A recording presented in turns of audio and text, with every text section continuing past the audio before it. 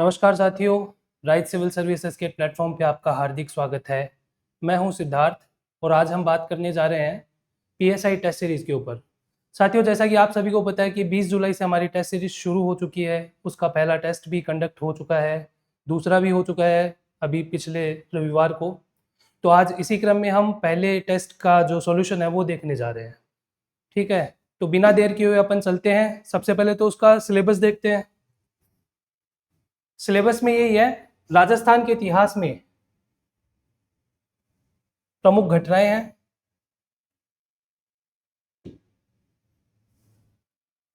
ठीक है, प्रमुख घटनाएं राजस्थान के इतिहास में, यानी कि प्राचीन सभ्यताओं वाले काल से लेकर 18वीं शताब्दी के मध्य तक की जितनी भी घटनाएं हैं वो इसमें समाहित है। ठीक है, दूसरा है प्रमुख राजवंश, उनकी प्रशासनिक और राजस्व प्रणाली और सामाजिक सांस्कृतिक मुद्दे।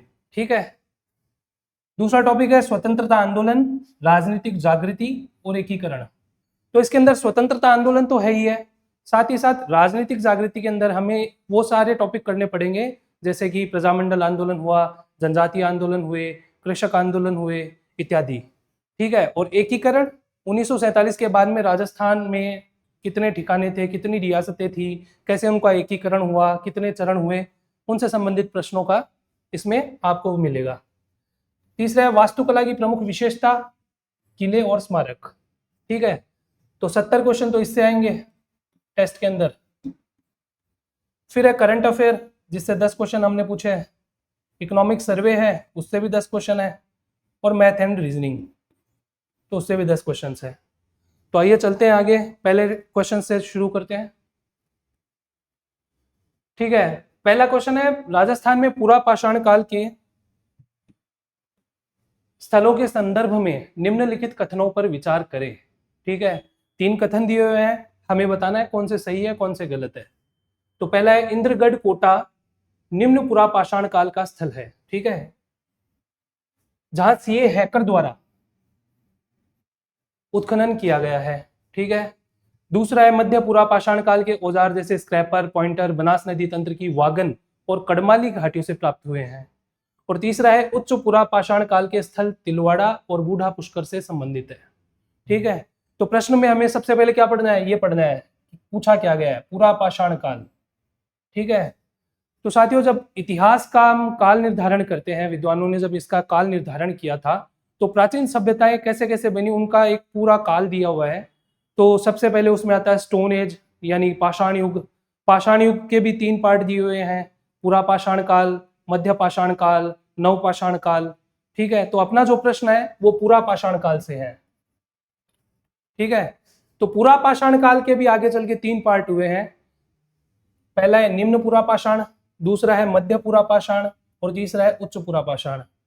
ठीक है, तो पहला कथन क्या है, इंद्रगढ़ कोटा निम्न पुरा पाषाण काल का स्थल है जहां सीए हैकर द्वारा उत्खनन किया गया है। 1870 में सीए हैकर ब्रिटिश विद्वान थे जिन्होंने इंद्रगढ़ कोटा में, माउंट आबू में, ईडर में, जयपुर में इत्यादि जगहों पर उत्खनन किया था। और वहां से हैंडेक्स यानी कि हस्त कुठार, हाथ की एक कुल्हाड़ी उनको प्राप्त हुई थी। और वो कौन सी सभ्यता से, कौन से काल से संबंधित था, वो था निम्न पुरा पाषाण काल से। ठीक है, तो आपका पहला वाक्य जो है, पहला जो कथन है वो बिल्कुल सही हो जाता है। दूसरा है मध्य पुरा पाषाण काल के औजार स्क्रैपर, पॉइंटर, ये कहाँ मिलते हैं, बनास नदी तंत्र की वागन और कड़माली घाटियों से प्राप्त हुए हैं। दूसरा कथन भी दोस्तों सही है, क्योंकि जो मध्य पुरा पाषाण काल के जो औजार दी बताए हुए हैं स्क्रैपर और पॉइंटर, इसके अंदर मानव में थोड़ी सी और ज्यादा समझ आ गई थी। जैसे कि निम्न पुरा पाषाण काल में सीए हैकर को क्या मिलता था, उनको मिली थी हस्त कुठार। ठीक है, क्लीवर मिले थे, चॉपर मिले थे। ये ऐसे पत्थर के उपकरण होते थे जो थोड़े भोथरे होते थे, यानी कि उनमें धार कम होती थी, चलाने में थोड़े से वो असहज होते थे। ठीक है, लेकिन मध्य पुरा पाषाण काल आते आते मानव थोड़ा समझदार हो गया था। उन्होंने स्क्रैपर, पॉइंटर इत्यादि नए फलकों के आधार पर बने हुए पत्थर के उपकरणों का उपयोग करना शुरू कर दिया था। उनमें धार होने लग गई थी, ब्लेड आने लग गई थी, हाथों में पकड़ने के लिए सुविधा दी जाने लगी थी।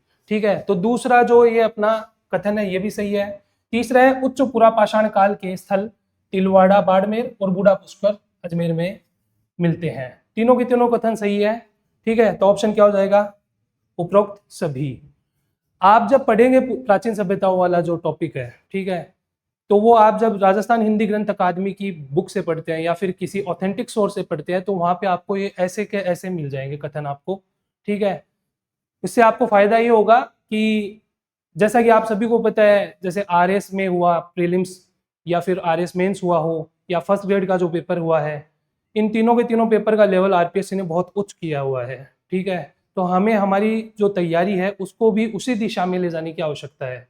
तो हमारे टेस्ट में भी हमने ये प्रयास किया है कि हम उसी दिशा के में जाने के लिए उसी तरह के प्रश्न बनाएं, ट्रेंड को हम फॉलो करें, ज़्यादा से ज़्यादा ऐसे कथन और कारण वाले ऐसे क्वेश्चंस आपको बताएं ताकि आपकी तैयारी में भी आपको सहायता मिलती रहे, ठीक है। अगला देखते हैं। दूसरा है, मध्य पुरा पाषाण काल के संदर्भ में निम्नलिखित कथनों पर विचार कीजिए, ठीक है। मध्य पुरा पाषाण, पहले प्रश्न से संबंधित ही प्रश्न है ये, मैंने आपको बताया था ओल्ड, ये जो स्टोन एज है उसी का पार्ट है मध्य पुरा पाषाण काल, ठीक है।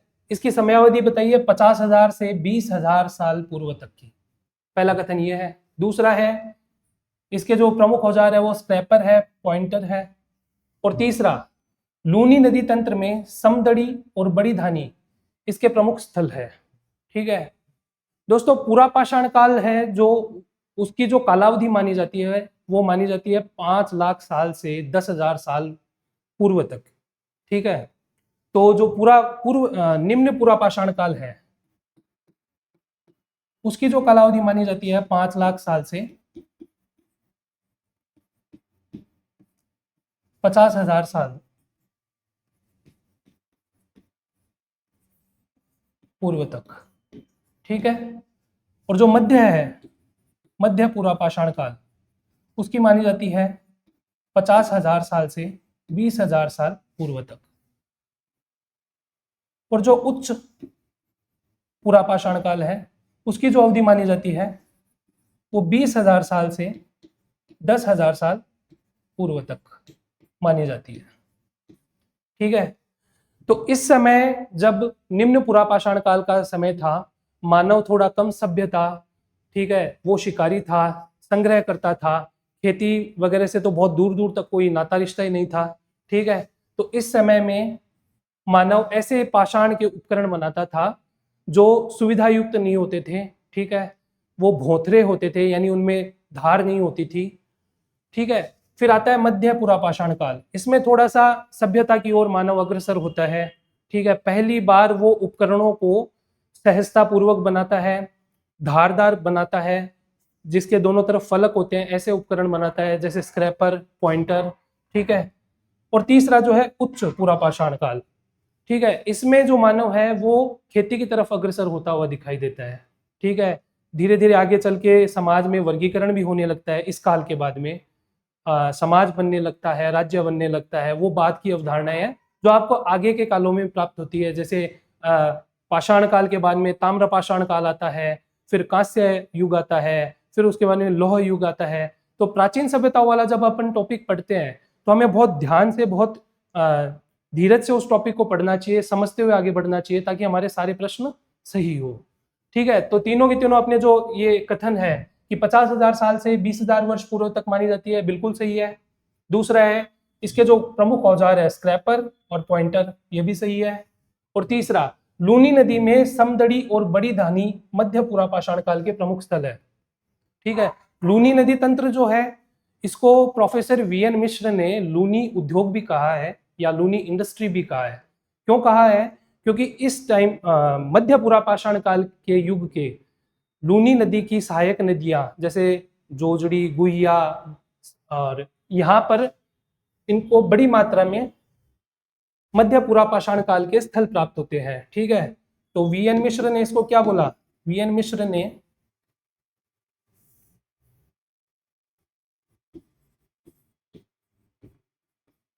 इसको किसकी संज्ञा दी? लूनी इंडस्ट्री या लूनी उद्योग। अपने आप में ये भी एक प्रश्न बनता है, तो इसका भी आप ध्यान रखिएगा, ठीक है। आगे चलते हैं।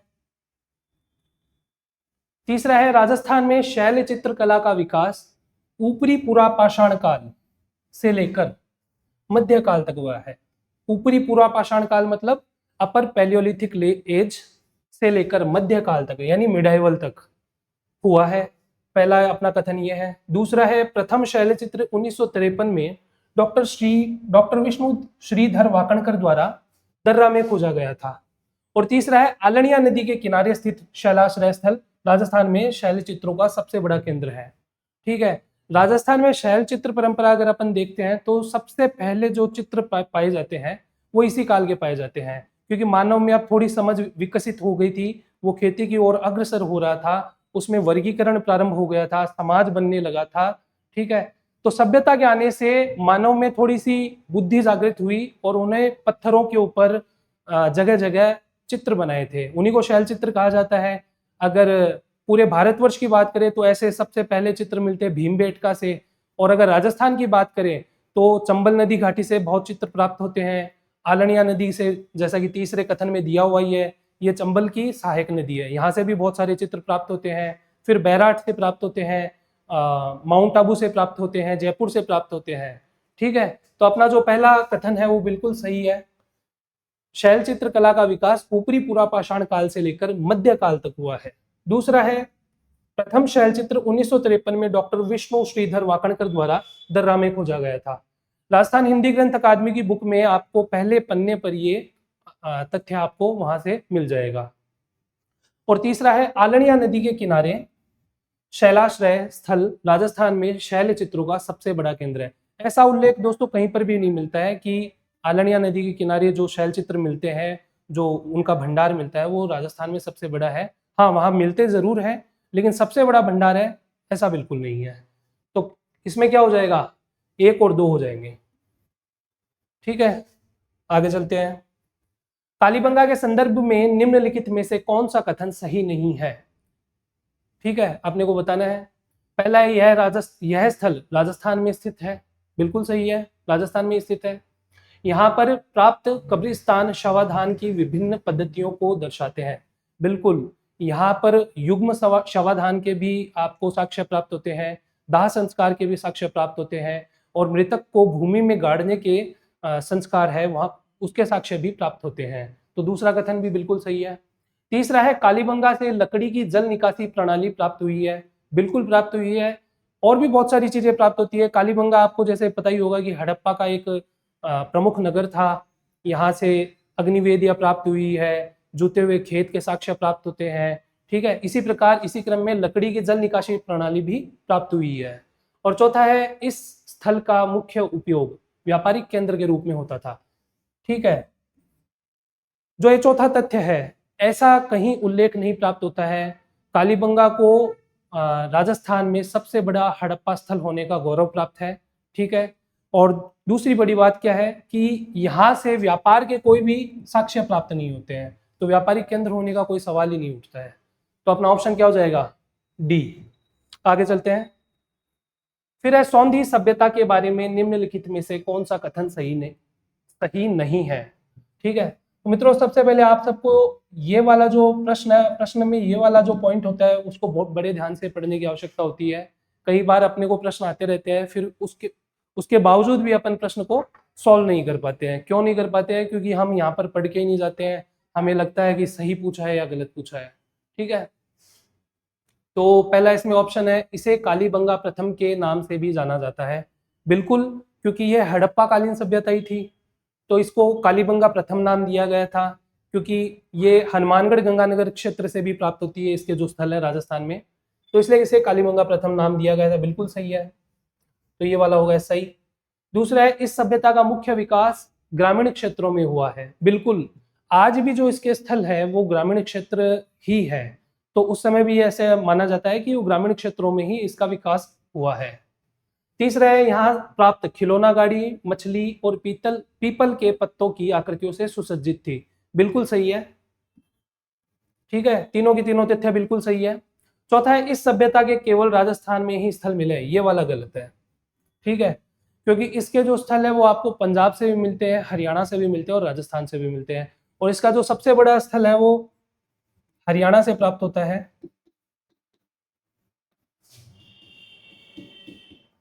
फतेहाबाद से। ठीक है, तो अब अपना ऑप्शन क्या हो जाएगा, डी, ये सही नहीं है। आगे चलते हैं। ताम्र संचयी संस्कृति के नाम से किस प्राचीन सभ्यता को जाना जाता है? प्राचीन सभ्यताओं वाले टॉपिक को अगर अपन पढ़ते हैं, इस चैप्टर को पढ़ते हैं, तो जब भी हम ताम्र पाषाण युग में पढ़ते हैं तो हम सबसे पहले इसी प्रश्न को देखते हैं और इसका आंसर होता है गणेश्वर। ठीक है, इसको ताम्र युगीन सभ्यताओं की जननी भी कहा जाता है। जननी इसलिए कहा जाता है क्योंकि यहाँ से भारी मात्रा में तांबे के निष्कर्षण, उसके उत्पादन के साक्ष्य प्राप्त होते हैं। और ऐसे भी साक्ष्य प्राप्त होते हैं कि इसी सभ्यता से हड़प्पा के अन्य नगरों तक तांबे की सप्लाई की जाती थी।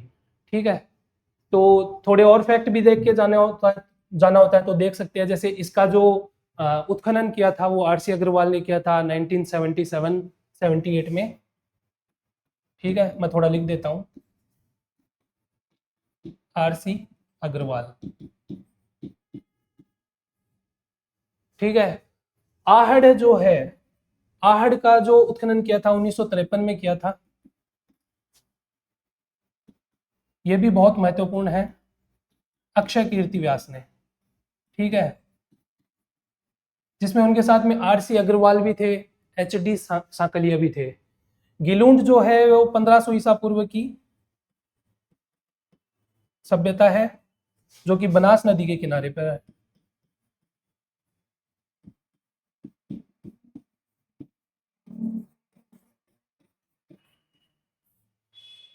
सुनारी सभ्यता, ठीक है, ये लौह युगीन सभ्यता है, जब मानव ने लोहे को खोज लिया था, ये तब की सभ्यता है। ठीक है, तो अपन जब भी ये ऑप्शंस देखते हैं तो इन ऑप्शंस के ऊपर भी डिस्कस करते हुए आगे चलेंगे, ताकि आपको सारे ऑप्शंस के बारे में पता हो, आपको ये भी पता हो कि हमें पढ़ना किस तरह से है। ठीक है, क्योंकि जो ट्रेंड बदल रहा है अभी, उस ट्रेंड को हमें भी फॉलो करना है। आपको ये भी पता चलेगा इस टेस्ट सीरीज का सॉल्यूशन करते समय कि क्या हम उस ट्रेंड को फॉलो कर रहे हैं या फिर हमारी जो तैयारी है वो क्या सही दिशा में जा रही है। तो ये आपके लिए काफी सहायक होगा।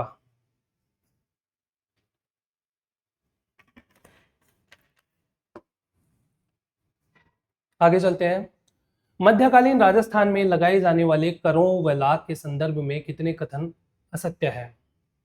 साथियों, आपने जो टॉपिक रहता है प्रमुख राजवंश तथा उनकी प्रशासनिक और राजस्व व्यवस्था, तो हमें ये सोचना है कि प्रश्न कहाँ से ज्यादा हिट हो रहे हैं। ठीक है, प्रमुख राजवंश में अगर हम प्रमुख युद्ध पढ़ लेते हैं, कुछ उनकी सांस्कृतिक उपलब्धियां पढ़ लेते हैं, कुछ उनके स्थापत्य उपलब्धियां पढ़ लेते हैं, तो उसके बाद में राजवंशों वाले टॉपिक में कुछ ज्यादा नहीं बचता है। ठीक है, कुछ युद्धों का ध्यान रख लेते हैं, कालक्रम ध्यान रख लेते हैं, लेकिन जो सबसे मेजर टॉपिक होता है वो है उनकी प्रशासनिक और राजस्व व्यवस्था।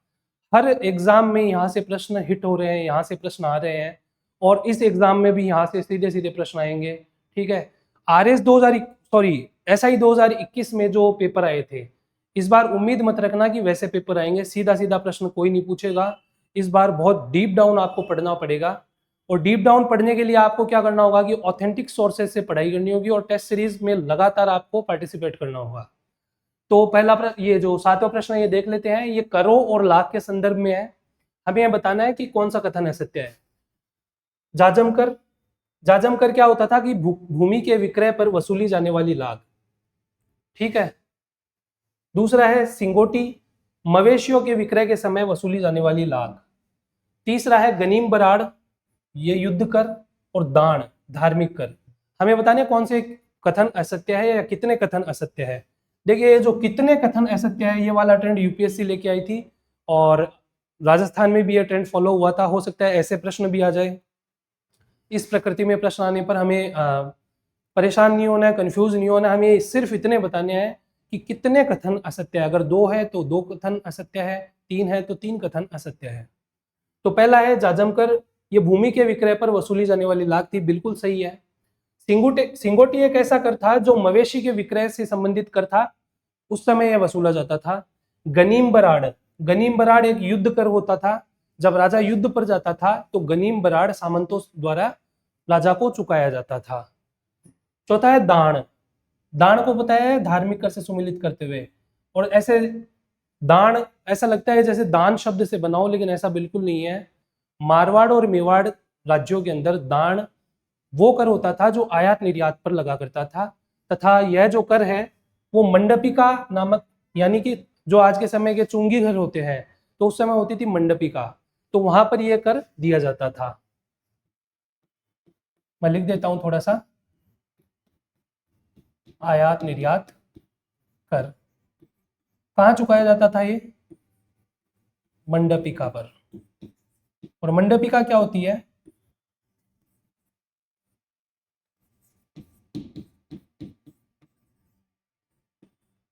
चुंगी घर। ठीक है, आगे चलते हैं। फिर है मारवाड़ के शासक मालदेव के शासनकाल के संबंध में निम्नलिखित में से कौन से कथन सत्य हैं। ठीक है, जब भी हम मारवाड़ को पढ़ते हैं तो राव मालदेव के बारे में जरूर पढ़ते हैं। राव मालदेव मारवाड़ राजवंश के, राठौड़ राजवंश के एक प्रसिद्ध शासक हुए हैं, जिनके बारे में शेरशाह सूरी ने 1544 के गिरी सुमेल के युद्ध के बाद में कहा था कि मैं मुट्ठी भर बाजरे की चाहत में हिंदुस्तान की बादशाहत खो देता। तो ऐसे महान शासक का नाम था मालदेव, उसके बारे में कथन दिए हुए हैं। जब मालदेव के जो भी, जैसे मैं बताता हूँ, प्रमुख शासक जितने भी होते हैं उन प्रमुख शासकों के बारे में हमें सारे तथ्यों का ध्यान रहना चाहिए, क्योंकि प्रश्न कहीं ना कहीं सीधे यहीं से आते हैं। तो पहला कथन है, मालदेव ने बीकानेर के राव कल्याण सिंह की सहायता से मेड़ता के शासक जयमल को हराया। पहला कथन, ठीक है। तो पहला कथन है गलत। क्यों? क्योंकि राव कल्याण सिंह की सहायता से शासक जयमल को नहीं हराया था। मेड़ता के शासक जयमल ने राव कल्याण सिंह जो बीकानेर के शासक थे उनकी सहायता से मालदेव को हराया था। तो अपना जो पहला कथन है वो बिल्कुल गलत हो जाता है। दूसरा है, 1557 में राव मालदेव ने कुचामण को जयमल से मुक्त करवाया और मलकोट का किला बनवाया। ठीक है, तो ये वाला ऑप्शन भी गलत है। क्यों? क्योंकि मालदेव ने जयमल से मुक्त तो करवाया था, 1557 में ही करवाया था, लेकिन कुचामण को नहीं करवाया था। ये किसे करवाया था? ये करवाया था मेड़ता को।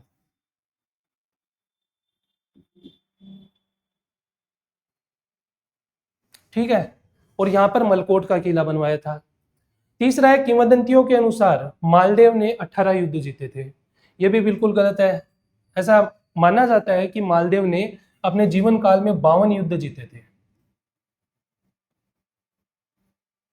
चौथा है, मालदेव को अरबी इतिहासकार इब्न खुर्दब ने हिंदुस्तान का शक्तिशाली शासक कहा है। यह भी बिल्कुल गलत है। इब्न खुर्दब ने नहीं कहा था, ऐसा कहा था फरिश्ता ने, तारीख है फरिश्ता के अंदर, कि मालदेव हिंदुस्तान का सबसे शक्तिशाली शासक है। इसको हशमत वाला राजा भी कहा जाता है। ठीक है, तो ये काफी इंपॉर्टेंट है, इसको ध्यान में रखना। तो इसमें ऑप्शन क्या हो जाएगा?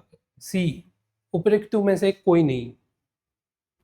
फिर नौवा है, शाकंभरी के चौहानों के संबंध में असत्य है।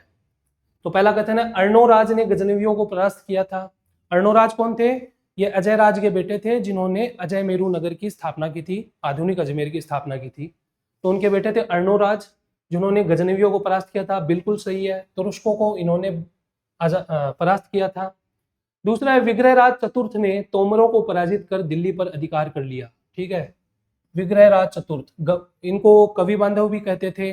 न केवल ये प्रतापी थे अपितु ये इन्होंने साहित्यकारों को भी प्रश्रय दिया था। इनके दरबार में विभिन्न कलाओं के अलग अलग विद्वान थे। काफी प्रसिद्ध शासक हुए ये चौहानों में। तो ये सही है कि इन्होंने दिल्ली पर अधिकार कर लिया था तोमरों को हराकर, तो ये भी सही है। तीसरा है, विग्रहराज चतुर्थ ने हरिकेली और ललित विग्रहराज की रचना की। यह गलत है। विग्रहराज चतुर्थ ने हरिकेली की तो रचना की थी, ठीक है, लेकिन ललित विग्रहराज, इसकी रचना किसने की थी? जो इसके दरबारी विद्वान थे सोमदेव, उन्होंने की थी। ठीक है, और चौथा है, विग्रहराज ने बिसलपुर बसाकर बिसलपुर झील बनाई। बिल्कुल सही है। तो अपना ऑप्शन क्या हो जाएगा? सी, असत्य यही है। आगे चलते हैं। फिर है 10वां, महाराणा राज सिंह के संदर्भ में निम्नलिखित कथन पर विचार कीजिए, असत्य को पहचानिए। पहला कथन है, राज सिंह ने गोमती नदी का पानी रोककर राजसमंद झील का निर्माण करवाया। बिल्कुल सही है, गोमती नदी का पानी रोककर ही राजसमंद झील का निर्माण करवाया गया था। पहला सही है। दूसरा है, राजसमंद झील के उत्तरी किनारे पर राज प्रशस्ति नामक शिलालेख लगवाया। बिल्कुल है। इसी के उत्तरी किनारे पर राज प्रशस्ति नामक शिलालेख लगवाया था, संस्कृत भाषा में लिखा गया था ये लेख। तीसरा है संस्कृत भाषा में लिखित राज प्रशस्ति की रचना कृष्ण भट्ट द्वारा की गई। ठीक है, ये तो सही है कि संस्कृत भाषा में लिखा गया था, लेकिन ये गलत है कि इसकी रचना कृष्ण भट्ट ने की है। इसकी रचना किसने की थी? इसकी रचना की थी रणछोड़ भट्ट ने। ठीक है, तो अपना ऑप्शन सी हो जाएगा। चौथा है राज प्रशस्ति 25 काले संगमरमर के पत्थरों पर उत्कीर्ण संसार का सबसे बड़ा शिलालेख है। यह भी सही है। नेक्स्ट, राजस्थान के पूर्व मध्यकालीन राज्यों में नैमित्तिक पदनाम का प्रयोग किया जाता था। ठीक है, जब आप ये प्रशासनिक और राजस्व व्यवस्था वाला टॉपिक पढ़ते हैं तो इसके अंदर ये टॉपिक आता है। विभिन्न पदनाम दिए हुए होते हैं, जैसे विदेशी संबंध, विदेशी मामलों का जो मंत्री होता था उसको क्या बोलते थे, या फिर जो अभिलेखों का ध्यान रखने वाला होता था उसको क्या बोलते थे, रनिवास का ध्यान रखने वाले पदाधिकारी को क्या बोलते थे, न्याय देने वाले अधिकारी को क्या बोलते थे। तो उसी के तहत ये पूछा गया है कि नैमित्तिक किसे कहा जाता था। और ये भी ध्यान रखना कि ये पूर्व मध्यकालीन राज्यों के बारे में पूछा गया है, प्री मिडाइवल। ठीक है, तो अपने राजस्थान में भी दो है, प्री मिडाइवल और मिडाइवल, तो दोनों के अलग अलग पदनाम है, अलग अलग पूरी व्यवस्था है, तो सारी चीजें अपने को पढ़ना है, उसी हिसाब से पढ़ना है। तो नैमित्तिक को बोला जाता है राजकीय ज्योतिष के लिए। ठीक है, तो राजकीय कवि है उसके लिए क्या बोला जाता था, कविराज भी बोला जाता था। जैसे कि पृथ्वीराज चौहान ने अपने जो दोस्त और कवि चंद्रवर दाई को कविराज की उपाधि दी थी। ठीक है, लोक स्वास्थ्य प्रमुख के विभाग के प्रमुख के लिए भिषकाधिराज बोला जाता था। मैं लिख देता हूं, कविराज। ठीक है, लोक स्वास्थ्य विभाग के प्रमुख के लिए भिषकाधिराज।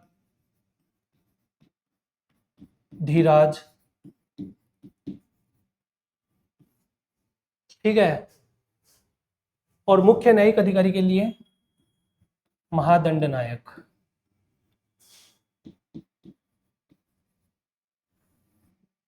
ठीक है, राजकीय ज्योतिष के लिए नैमित्तिक। नेक्स्ट, निम्नलिखित कथनों पर विचार कर असत्य कथन बताना है। ठीक है, पहला कथन है गुहिल वंश के मूल पुरुष गुहिल ने 566 ईस्वी के लगभग अपना शासन स्थापित किया था। बिल्कुल सही है। दूसरा है नैणसी और कर्नल टोड ने गुहिलों की 28 शाखाओं का उल्लेख किया है, जिनमें कल्याणपुर, वागड़, चाटसू, धोड़, काठियावाड़ के गुहिल अधिक प्रसिद्ध है। पूरा कथन सही है, ठीक है, लेकिन ये 28 शाखाओं का उल्लेख नहीं किया उन्होंने। ठीक है, उन्होंने किया है 24 शाखाओं का उल्लेख।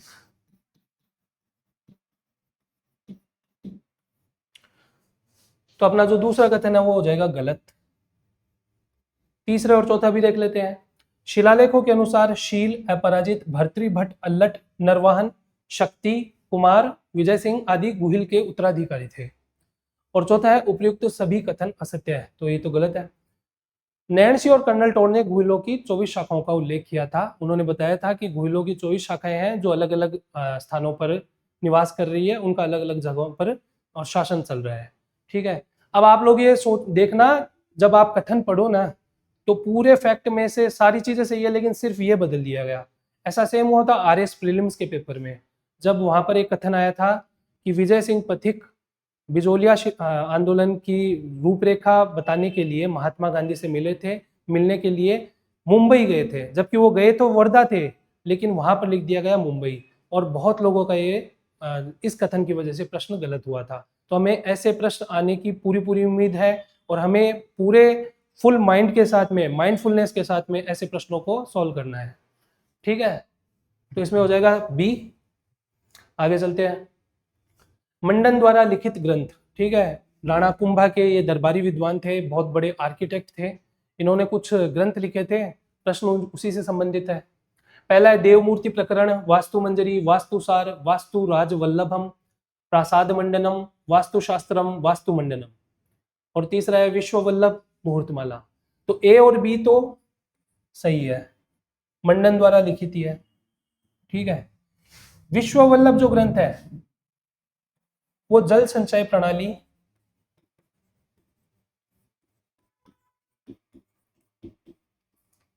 और बागवानी पर आधारित एक ग्रंथ है, ठीक है। और मुहूर्तमाला है, ये ज्योतिष के ऊपर है आधारित ग्रंथ। इन दोनों की रचना किसने की? इनकी की थी चक्रपाणि मिश्र ने। और ये किसके दरबार में थे? ये थे महाराणा प्रताप के दरबार में, ठीक है। आरएस मुख्य परीक्षा में यहां से सीधा सीधा प्रश्न आया गया, आ चुका है। 2 नंबर में पूछा गया था विश्व वल्लभ ग्रंथ, ठीक है। तो बहुत इंपॉर्टेंट है, इसको ध्यान में रखना है। तो इसमें ऑप्शन हो जाएगा डी, ए और बी दोनों। फिर 14वां क्वेश्चन है, महाराणा सांगा द्वारा लड़े गए विभिन्न युद्धों को सही कालक्रम में व्यवस्थित करें। जैसे अभी मैंने बताया था ना कि राजवंश हम जब पढ़ते हैं तो उनके जो युद्ध हुए हैं, मेजर मेजर जो वॉर्स हुई है, उनको तो ध्यान में रखना ही है, लेकिन उनके काल को भी ध्यान में रखना है, क्योंकि ऐसे प्रश्न आ सकते हैं, ठीक है, जिसमें आपको वो काल क्रमानुसार ऑर्डर पूछ सकते हैं, ठीक है। तो दिया हुआ है पहला खातोली का युद्ध, फिर है बाड़ी धौलपुर का युद्ध, गागरोन का युद्ध, बयाना का युद्ध और खानवा का युद्ध। खातोली का जो युद्ध हुआ था ये महाराणा सांगा द्वारा लड़ा गया था, किसके खिलाफ? इब्राहिम लोदी के अगेंस्ट,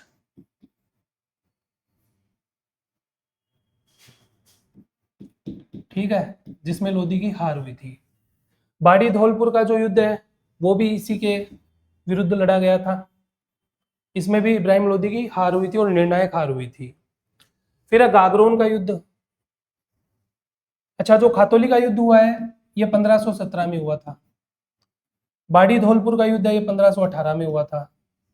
गागरोन का युद्ध है ये 1519 में हुआ था, ठीक है। इसमें महाराणा सांगा ने ईडर जो एक राज्य था मालवा के आसपास और गुजरात के आसपास का एक राज्य था, एक ठिकाना मान सकते हैं या फिर एक रियासत मान सकते हैं, उसके ईडर के प्रश्न पर मेदिनी राय की सहायता करने के लिए मालवा के सुल्तान के खिलाफ इन्होंने युद्ध लड़ा था, खिलजी के खिलाफ, और विजय हासिल की थी।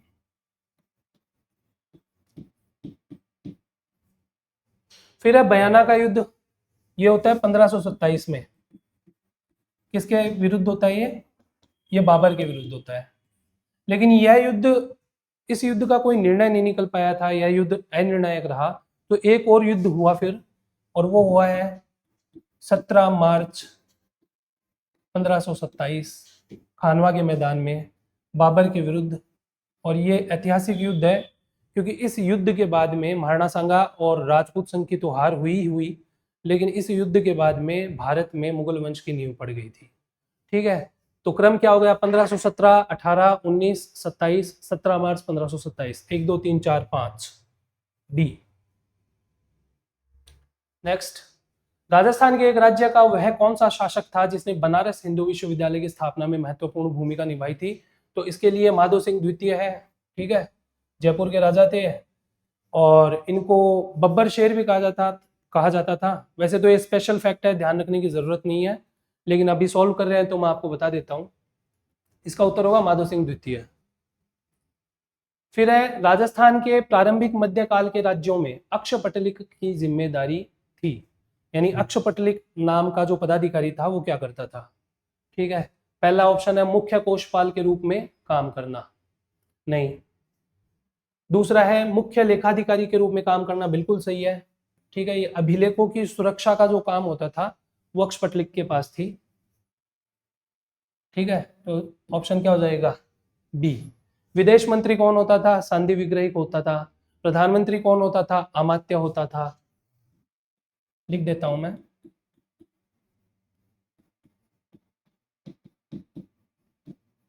सांधी विग्रहिक। प्रधानमंत्री होता था अमात्य। तो ऐसे प्रश्न करते समय या फिर ऐसे टॉपिक पढ़ते समय हमें जितने भी पदाधिकारी थे इनके सारे के नाम याद रखने हैं, इनकी क्या क्या भूमिकाएं रहती थी वो याद रखनी है, क्योंकि प्रश्न सीधे सीधे यहीं से आते हैं, ठीक है। आगे चलते हैं।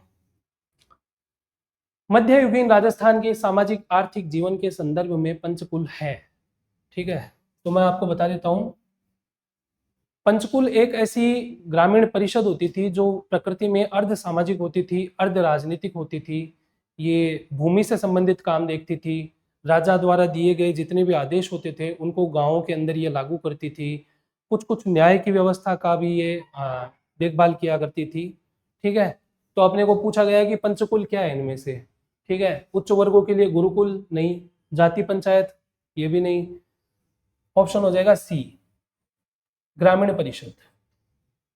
ठीक है, आगे चलते हैं। भूताला के युद्ध के संदर्भ में निम्नलिखित कथनों पर विचार करें। भूताला का युद्ध बहुत इंपॉर्टेंट युद्ध है, रावल जैत्र सिंह मेवाड़ के और इल्तुतमिश के बीच में लड़ा गया था। ठीक है, कथन दिए हुए हमें विचार करना है कौन से सही है कौन से गलत है। पहला है यह युद्ध इल्तुतमिश और जैत्र सिंह के बीच लड़ा गया था, बिल्कुल सही है। दूसरा है इस युद्ध में जैत्र सिंह की विजय के बाद नागदा पूरी तरह क्षतिग्रस्त हो गया था। ठीक है, इल्तुतमिश ने क्या किया था, नागदा जो मेवाड़ की उस समय राजधानी थी उस पर आक्रमण कर दिया था। यद्यपि जैत्र सिंह युद्ध तो जीत गया था, लेकिन नागदा उसके अंदर पूरी तरह क्षतिग्रस्त हो गया और उसके बाद में जो मेवाड़ की राजधानी बनती है वो बनती है चित्तौड़। ठीक है, तो दूसरा कथन भी बिल्कुल सही है। तीसरा है युद्ध का वर्णन हमीर मदमर्दन ग्रंथ में मिलता है, बिल्कुल सही है। हमीर मदमर्दन के अंदर जय सिंह सूरी ने इस युद्ध का वर्णन किया है। ठीक है, हमीर किसको कहा है, हमीर कहा है इल्तुतमिश को। ठीक है, उसके मद का मर्दन किया है जैत्र सिंह ने। और चौथा है इस युद्ध के परिणाम स्वरूप चालुक्यों ने, तीसरा कथन सही हो गया। चौथा है इस युद्ध के परिणाम स्वरूप चालुक्यों ने आहड़ पर कब्जा कर लिया, यह बिल्कुल गलत है, ऐसा कोई उल्लेख अपने को मिलता ही नहीं है। तो इसमें क्या हो जाएगा, 1 2 3, ऑप्शन ए। नेक्स्ट, निम्नलिखित में से कौन सा सही सुमेलित नहीं है। पहला है बैराटगढ़ की लड़ाई 1457, महाराणा कुंभा के काल में लड़ी गई थी 1457 में। ठीक है, गुजरात के सुल्तान से लड़ी गई थी, बिल्कुल सही है। दूसरी है आवल बावल की संधि रावजोधा और महाराणा कुंभा, ये भी बिल्कुल सही है। रावजोधा और महाराणा कुंभा में आवल बावल की संधि हुई थी जिसके तहत मेवाड़ और मारवाड़ राज्य में शांति स्थापित हुई थी। ठीक है, ताकि मेवाड़ अपने आगे के अभियानों को जारी कर सके और जो मारवाड़ राज्य है जो अभी अभी नया बन रहा था, ठीक है, उसको स्थायित्व मिल सके, इसके लिए संधि की गई थी। आवल बावल 2 गांवों के नाम है जो मेवाड़ और मारवाड़ की सीमा पर है। ठीक है, तीसरा है श्रृंगार देवी रायमल की पत्नी, बिल्कुल सही है। श्रृंगार देवी रावजोधा की बेटी थी। ठीक है, और रायमल कौन थे, महाराणा कुंभा के बेटे थे। चौथा है घोसुंडी की बावड़ी राणा कुंभा द्वारा निर्मित, ये गलत है। घोसुंडी की बावड़ी किसने बनवाई थी, ये बनवाई थी श्रृंगार देवी ने। जब आप बावड़ियों वाला टॉपिक पढ़ते हैं ना तो उसके अंदर सबके निर्माता पढ़ लेना, कहाँ कहाँ वो स्थित है ये पढ़ लेना, क्योंकि वहां से सीधे सीधे सुमेलित करने वाले प्रश्न आते हैं। ठीक है, तो वहां पर अपन कंफ्यूज हो जाते हैं, तो उसको बार बार पढ़ते रहना ताकि हमारे ध्यान में रहे। आगे चलते हैं। देबारी संधि के संदर्भ में निम्नलिखित कथनों पर विचार कीजिए। देबारी संधि, ठीक है, ये बहुत महत्वपूर्ण संधि है। देबारी संधि, ये संधि, इसका काल देखिए आप 1708। ठीक है, इसके जस्ट 1 साल पहले क्या हुआ था, इसके जस्ट 1 साल पहले औरंगजेब की मृत्यु होती है। ठीक है, तो ये बहुत बड़ा, मतलब ये बहुत बड़ी घटना थी। औरंगजेब की मृत्यु के बाद में जो मुगल वंश है उसकी जो नींव है वो हिल चुकी थी और उसी आलोक में देवबारी संधि हुई थी। तो पहला कथन दिया हुआ है कि यह संधि मेवाड़, आमेर और मारवाड़ के शासकों द्वारा बहादुर शाह प्रथम के खिलाफ की गई थी। यह बिल्कुल सही है। मेवाड़, आमेर और मारवाड़ के शासक तीनों ने मिलकर सोचा कि औरंगजेब की चूंकि मृत्यु हो चुकी है अब, तो हम अब मुगल प्रभाव से मुक्त हो सकते हैं, तो इसके लिए इन्होंने एक संधि की थी। दूसरा है इस संधि का उद्देश्य मुगल साम्राज्य के नियंत्रण को समाप्त करना था, बिल्कुल सही है। तीसरा है देबारी संधि ने मेवाड़ के सैन्य खर्च और जनता पर आर्थिक दबाव को कम किया, ऐसा कुछ कहीं उल्लेख नहीं मिलता है, इसका इससे कोई संबंध भी नहीं है, तो ये गलत हो जाता है। चौथा है यह संधि उत्तर भारत में मराठों की बढ़ती शक्ति के खिलाफ एक रक्षा गठबंधन थी, यह भी गलत है। तो इसमें ऑप्शन क्या हो जाएगा, 1 और 2। आगे चलते हैं। आवल बावल की संधि के संदर्भ में निम्नलिखित कथनों पर विचार कीजिए। जैसे अभी हमने बात की थी आवल बावल की संधि पे किस किस के बीच में हुई है, क्यों हुई है, तो वही है सब कुछ। यह संधि रावजोधा और महाराणा कुंभा के बीच हुई थी, बिल्कुल सही है। इस संधि के बाद मेवाड़ और मारवाड़ के बीच शांति स्थापित हुई थी, बिल्कुल सही है। संधि के तहत रावजोधा की बेटी का विवाह महाराणा कुंभा से हुआ, यह गलत है। अभी हमने देखा था कि रावजोधा की बेटी कौन थी, श्रृंगार देवी, और उनका विवाह किसके साथ हुआ था, कुंभा के बेटे रायमल के साथ में। तो ये तो है गलत, इसकी जगह क्या आ जाएगा, रायमल। अगर रायमल होता तो ये सही होता। तो तीसरा कथन जो है अपना गलत है। चौथा है नागौर और जैसलमेर का इस संधि से कोई संबंध नहीं था, बिल्कुल सही है, इस कोई संबंध नहीं था, यह तो मेवाड़ और मारवाड़ के बीच की संधि थी। तो अपना जो ऑप्शन हो जाएगा 1, 2 और 4 इसमें है बी में। 22वां, परमार वंश के सांस्कृतिक योगदान के संदर्भ में निम्नलिखित कथनों में से कौन सा कथन सही नहीं है। परमार वंश के बारे में जब हम पढ़ते हैं मध्यकालीन राजस्थान में तो हमें पता चलता है मालवा के भागों पर इनका शासन था, तो उनके बारे में कुछ कथन दिए हुए हैं, तो वो अपने को देखना है कौन से सही है कौन से गलत है। इन्होंने संस्कृत भाषा और नागरी लिपि में अनेक शिलालेखों का प्रकाशन किया, बिल्कुल सही है। ठीक है, परमारों ने संस्कृत की वृद्धि के लिए, उसकी प्रगति के लिए बहुत काम किया था, ऐसा कई बार उल्लेख मिलता है। तो अपना जो पहला ऑप्शन है, पहला कथन है, बिल्कुल सही हो जाता है। दूसरा है रचनात्मक संरक्षण के फलस्वरूप, ठीक है, पद्मगुप्त परिमल ने नव सहसांक चरित्र की रचना की थी। ठीक है, अब देखिए ये कौन थे पद्मगुप्त परिमल, ये दरबारी विद्वान थे। ये किसके थे दरबारी विद्वान, परमार राजा सिंधु राज के। ठीक है, सिंधु राज के बारे में उन्होंने एक ग्रंथ की रचना की थी, नव सहसांक चरित्र। ठीक है, तो ये वाला ऑप्शन जो है वो भी बिल्कुल सही हो जाता है। ठीक है, तीसरा है मुंज के शासन काल में कला एवं साहित्य का विरोध हुआ, जिसके कारण कई विद्वान कर्नाटक और कश्मीर की ओर पलायन कर गए। ठीक है, ये वाला ऑप्शन गलत है। क्यों, क्योंकि राजा मुंज को कला और संस्कृति को बढ़ावा देने के लिए वाकपति मुंज कहा गया है। ठीक है, उसके शासनकाल में विद्वानों को प्रश्रय दिया गया था, कलाओं को बढ़ाया गया था, स्थापत्य के ऊपर काम किया गया था, साहित्य के ऊपर काम किया गया था। तो ये वाला कथन बिल्कुल गलत है। मुंज को क्या बोला जाता था, ये काफी इंपॉर्टेंट राजा है, इसके बारे में जरूर आप पढ़ना, वाकपति मुंज कहा जाता था। चौथा है परमार शिलालेखों में रण सिंह, अजरी, अचलगढ़ और क्याद्रा अभिलेख प्रसिद्ध है, बिल्कुल सही है। ठीक है, तो जब भी हम कोई राजवंश पढ़ते हैं या कुछ भी पढ़ते हैं तो हमें उसको समेकित रूप से पढ़ना है, ताकि उसके कोई भी फैक्ट नहीं छूट जाए हमसे, और पूरा डीप डाउन जाके पढ़ना है, ताकि हमें सारे कथन, क्योंकि मेरा ऐसा मानना है कि इस बार वाली जो परीक्षा होगी उसके अंदर कथन वाले जो प्रश्न है वो बहुतायत में होंगे, बहुतायत में होने के कारण हमें वहां पर समय हमारे पास में ऑटोमेटिकली कम हो जाएगा। क्योंकि जब हम कथन पढ़ते हैं तो कथन को समझने में भी टाइम लगता है, करने की तो बात ही बाद में आती है, और कर कब पाते हैं, जब हम बहुत डीप डाउन पढ़ के जाते हैं। ठीक है, तो इसमें ऑप्शन क्या हो जाएगा, सी। ठीक है, नेक्स्ट, जयसिंह के प्रशासन और उपाधियों के संदर्भ में निम्नलिखित कथनों पर विचार कीजिए। ठीक है, उन्हें 1637 में मिर्जा राजा की उपाधि दी गई थी, बिल्कुल सही है। मिर्जा राजा की उपाधि किसने दी थी उनको, मुगल शासक शाहजहां ने दी थी, 1637 में दी थी। दूसरा है 1651 के कंधार अभियान के बाद उन्हें काबुल की सूबेदारी सौंप दी गई। 1651 में एक अभियान चलाया गया था, कंधार अभियान। कंधार अभियान में इनको अफगानों के खिलाफ लड़ना था, वहां पर इनकी अभूतपूर्व विजय हुई थी, इन्होंने अपनी शक्ति का लोहा मनवाया था। ये सेना के अग्रभाग में थे, और अग्रभाग में रहते हुए उन्होंने अफगानों को अपने कदम पीछे खींचने के लिए मजबूर कर दिया था। तो इससे खुश होकर राजा बादशाह ने उन्हें काबुल की सूबेदारी सौंपी थी, ये भी सही है। उनके कार्यकाल में उनका जो मनसब है वो 7000 तक पहुंच गया था। ठीक है, जो जयसिंह थे इनका जो मनसब है वो 7000 तक पहुंच गया, ये अपने आप में बहुत बड़ी बात थी, खासकर हिंदू राजाओं के लिए बहुत बड़ी बात थी, क्योंकि तब तक इतना मनसब किसी और का नहीं होता था। इसमें 7000 जात और 7000 सवार का मनसब दिया गया था। और चौथा है उनकी मृत्यु जो है उत्तराधिकार युद्ध के दौरान हुई थी, नहीं ये गलत है। ठीक है, जब जयसिंह का दक्षिण में बीजापुर के खिलाफ में अभियान हुआ था तो बीजापुर में उनकी रणनीतिक हार हुई थी। रणनीतिक हार होने के बाद में ये काफी क्षुब्ध हो गए थे, इनको बादशाह के द्वारा वापस उत्तर की ओर लौटने का आदेश दिया गया, जिससे ये क्षुब्ध मन से, दुखी मन से और वापस लौट रहे थे। ठीक है, तो इनकी जो मृत्यु होती है वो शायद 1657 में होती है, 1667 में होती है इनकी मृत्यु, 57 वर्ष की आयु में। ठीक है, फिर भी एक बार चेक कर लेंगे अपन ये फैक्ट, कोई ज़रूरी नहीं है ये सही हो। तो 1667 में ये मृत्यु हो जाती है और इसका जो मृत्यु का कारण है वो उत्तराधिकार युद्ध नहीं था। तो इसमें कौन कौन से कथन सही हो जाएंगे, 1, 2 और 3, ठीक है, बी।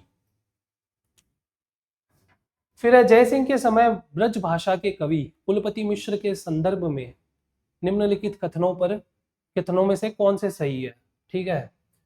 जयसिंह कौन है ये जयपुर शासक है। ब्रजभाषा के कवि कुलपति मिश्र, ठीक है। कुलपति मिश्र किसके काल में थे, देखो जयसिंह भी दो हुए थे, एक तो हुए थे मिर्जा राजा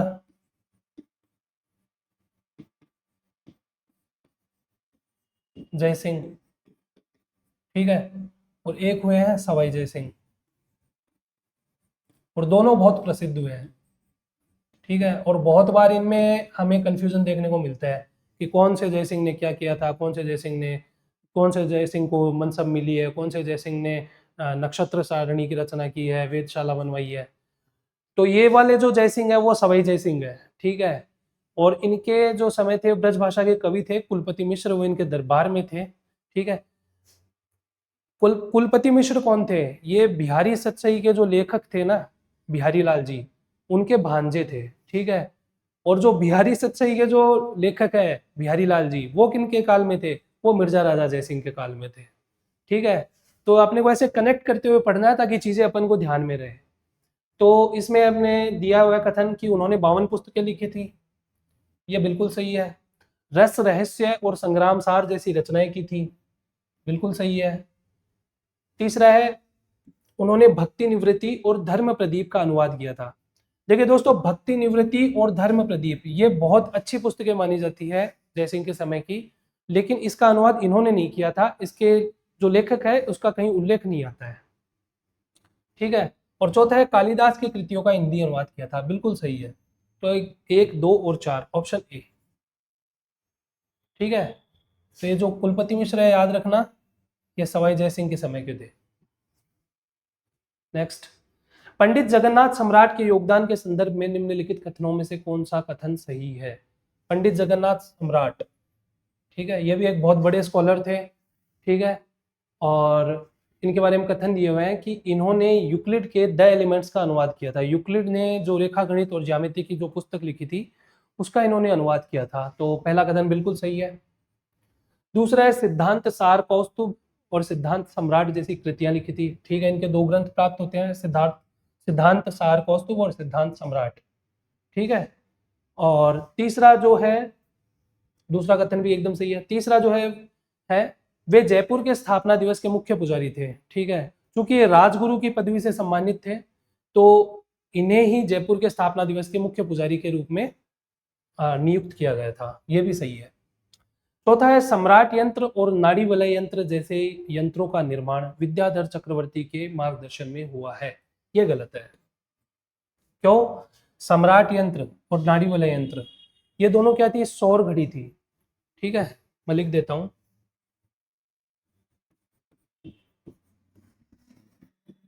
सम्राट यंत्र सौर घड़ी थी और नाड़ी वलय यंत्र ये भी एक घड़ी थी।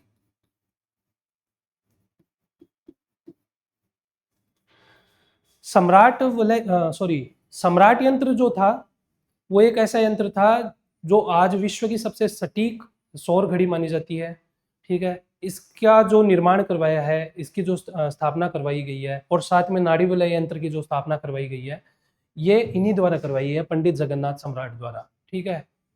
जो सम्राट यंत्र है उसके बारे में ये माना जाता है कि ये 2 सेकंड की सटीकता के साथ में आज भी सही समय बताती है। और जो नाड़ी वलय यंत्र है उसके बारे में अगर अपन पता करते हैं तो ये पाते हैं कि नाड़ी वलय यंत्र एक ऐसी घड़ी थी जो पूर्वाह्न का समय बताती थी, जब सूर्य पूर्व दिशा में होता था, और सूर्य के जब पश्चिम दिशा में आ जाता था तब ये अपराह्न का भी समय बताती थी, ठीक है। तो इसका जो संबंध है वो विद्याधर चक्रवर्ती के साथ में कहीं नहीं है, इसका संबंध है पंडित जगन्नाथ सम्राट। तो ऑप्शन हो जाएगा 1, 2 और 3, ठीक है।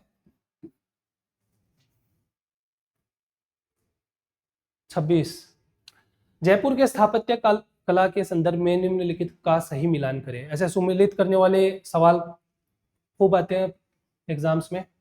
पहला है विद्याधर चक्रवर्ती, चांद महल और जयगढ़ किला, ठीक है, ये एक आर्किटेक्ट थे, इन्होंने चांद महल बनवाया था, ठीक है, जिसको आज सिटी पैलेस बोलते हैं जयपुर में, और जयगढ़ किला भी बनवाया था, मतलब स्थापत्य में योगदान दिया था। दूसरा है पंडित जगन्नाथ सम्राट, सम्राट यंत्र और गर्गाचार्य, बिल्कुल सही है। अभी हम पढ़ के ये हैं कि सम्राट यंत्र इन्होंने ही स्थापित करवाया था, इनको गर्गाचार्य की उपाधि भी दी गई थी। तीसरा है भट्ट मथुरानाथ शास्त्री, जयपुर वैभवम। भट्ट मथुरानाथ शास्त्री एक स्कॉलर थे जिन्होंने जयपुर वैभवम नाम से एक पुस्तक लिखी थी, ठीक है।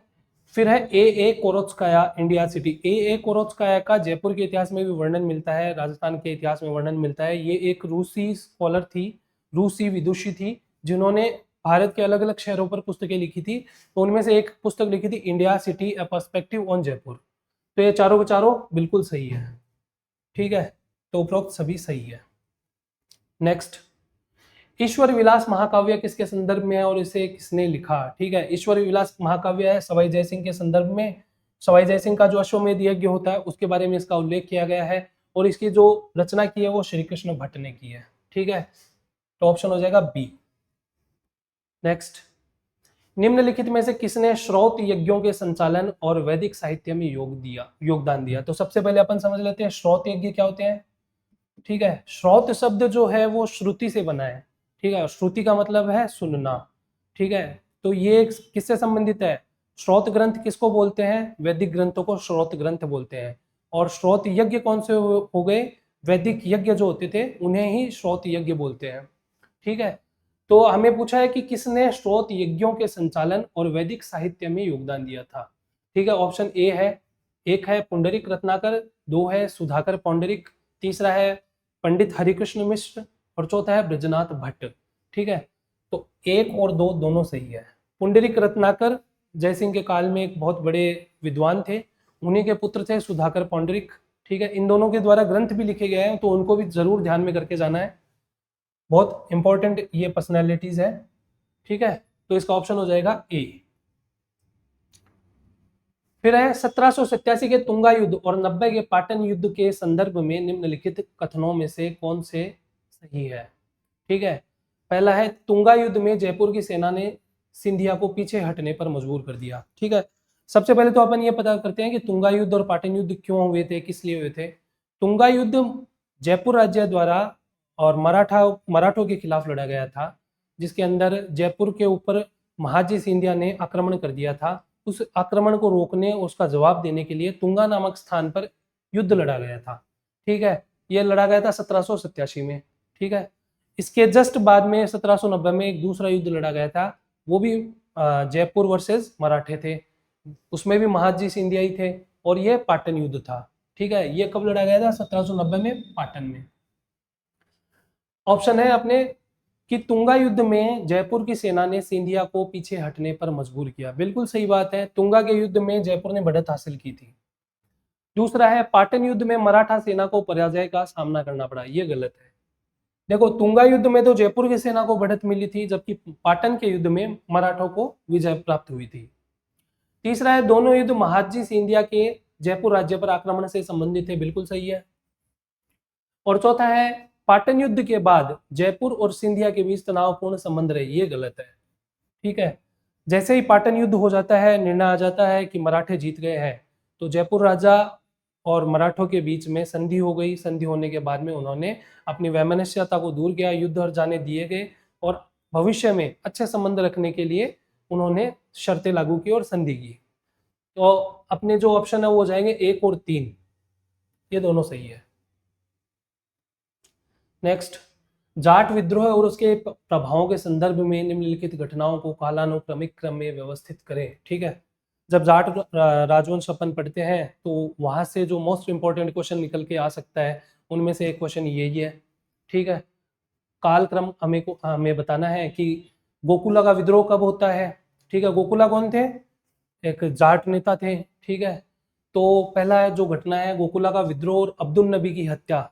दूसरा है मथुरा में केशव राय मंदिर का विध्वंस। तीसरा है राजा राम का नेतृत्व और सिकंदरा में अकबर के मकबरे की लूट। और चौथा है हसन अली द्वारा गोकुला का दमन। तो दोस्तों, गोकुला ने जब विद्रोह किया था तो वो विद्रोह किया था मुगल राजा के खिलाफ, मुगल सत्ता के अगेंस्ट।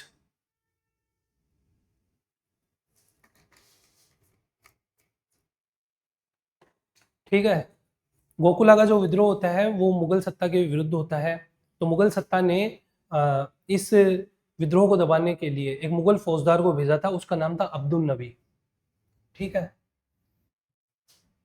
तो ये घटना है, गोकुला ने विद्रोह किया था 1669 में, अब्दुल नबी को भेजा गया था, तो गोकुला ने इसकी हत्या कर दी थी।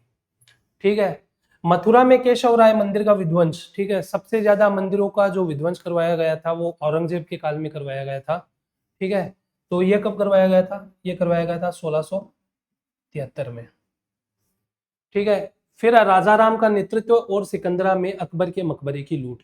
राजा राम एक जाटों में एक अन्य नेता हुए थे। ठीक है, इन्होंने, इनका जब पदार्पण हुआ था तो इन्होंने आगरा में स्थित अकबर के मकबरे की लूट की थी। वहां से अकबर के जो अवशेष थे मृत अकबर के, वो निकाले गए, उनका दाह संस्कार करवाया गया था।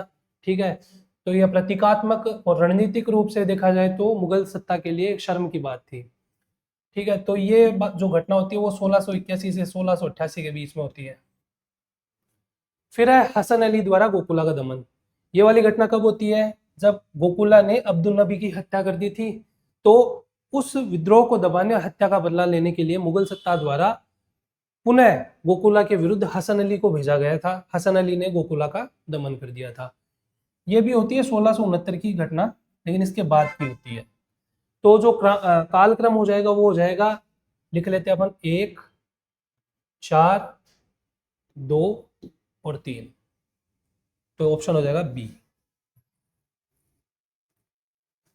फिर है मेवाड़ की सामंती व्यवस्था में अमरशाही रेख किससे संबंधित है? ठीक है, ये उसी टॉपिक से है, प्रशासनिक और राजस्व व्यवस्था में। ठीक है, प्रशासनिक व्यवस्थाओं में अगर अपन देखते हैं तो सामंती व्यवस्था आती है। ठीक है, उस सामंती व्यवस्था में मेवाड़ से संबंधित प्रश्न और ये अमरशाही रेख से संबंधित प्रश्न पूछा गया है।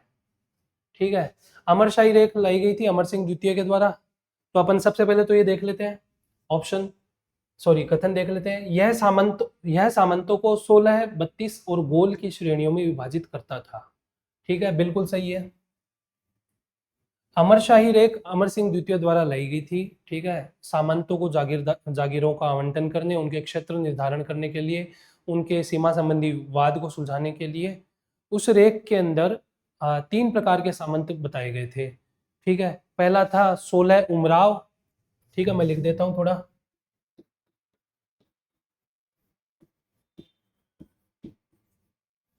फिर है 32 ठाकुर।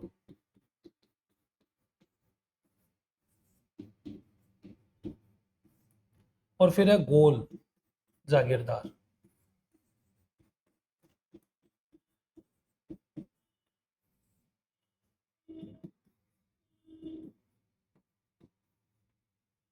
ठीक है, जो 16 उमराव होते थे वो सबसे शक्तिशाली सामंत होते थे। उन्हें अपने क्षेत्र में कर वसूलने और उन कर प्रशासन से संबंधित निर्णय करने इत्यादि सबका अधिकार रहता था। ठीक है, फिर आते 32 ठाकुर। ये थोड़े से कम शक्तिशाली सामंत थे। इनकी जो हैसियत होती थी वो 16 उमराव से थोड़ी कम होती थी। फिर आते हैं गोल जागीरदार।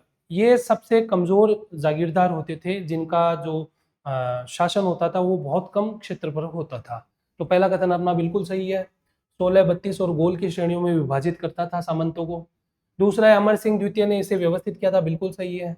और तीसरा है यह व्यवस्था जागीर बदलने की परंपरा को समाप्त करती थी, बिल्कुल सही है।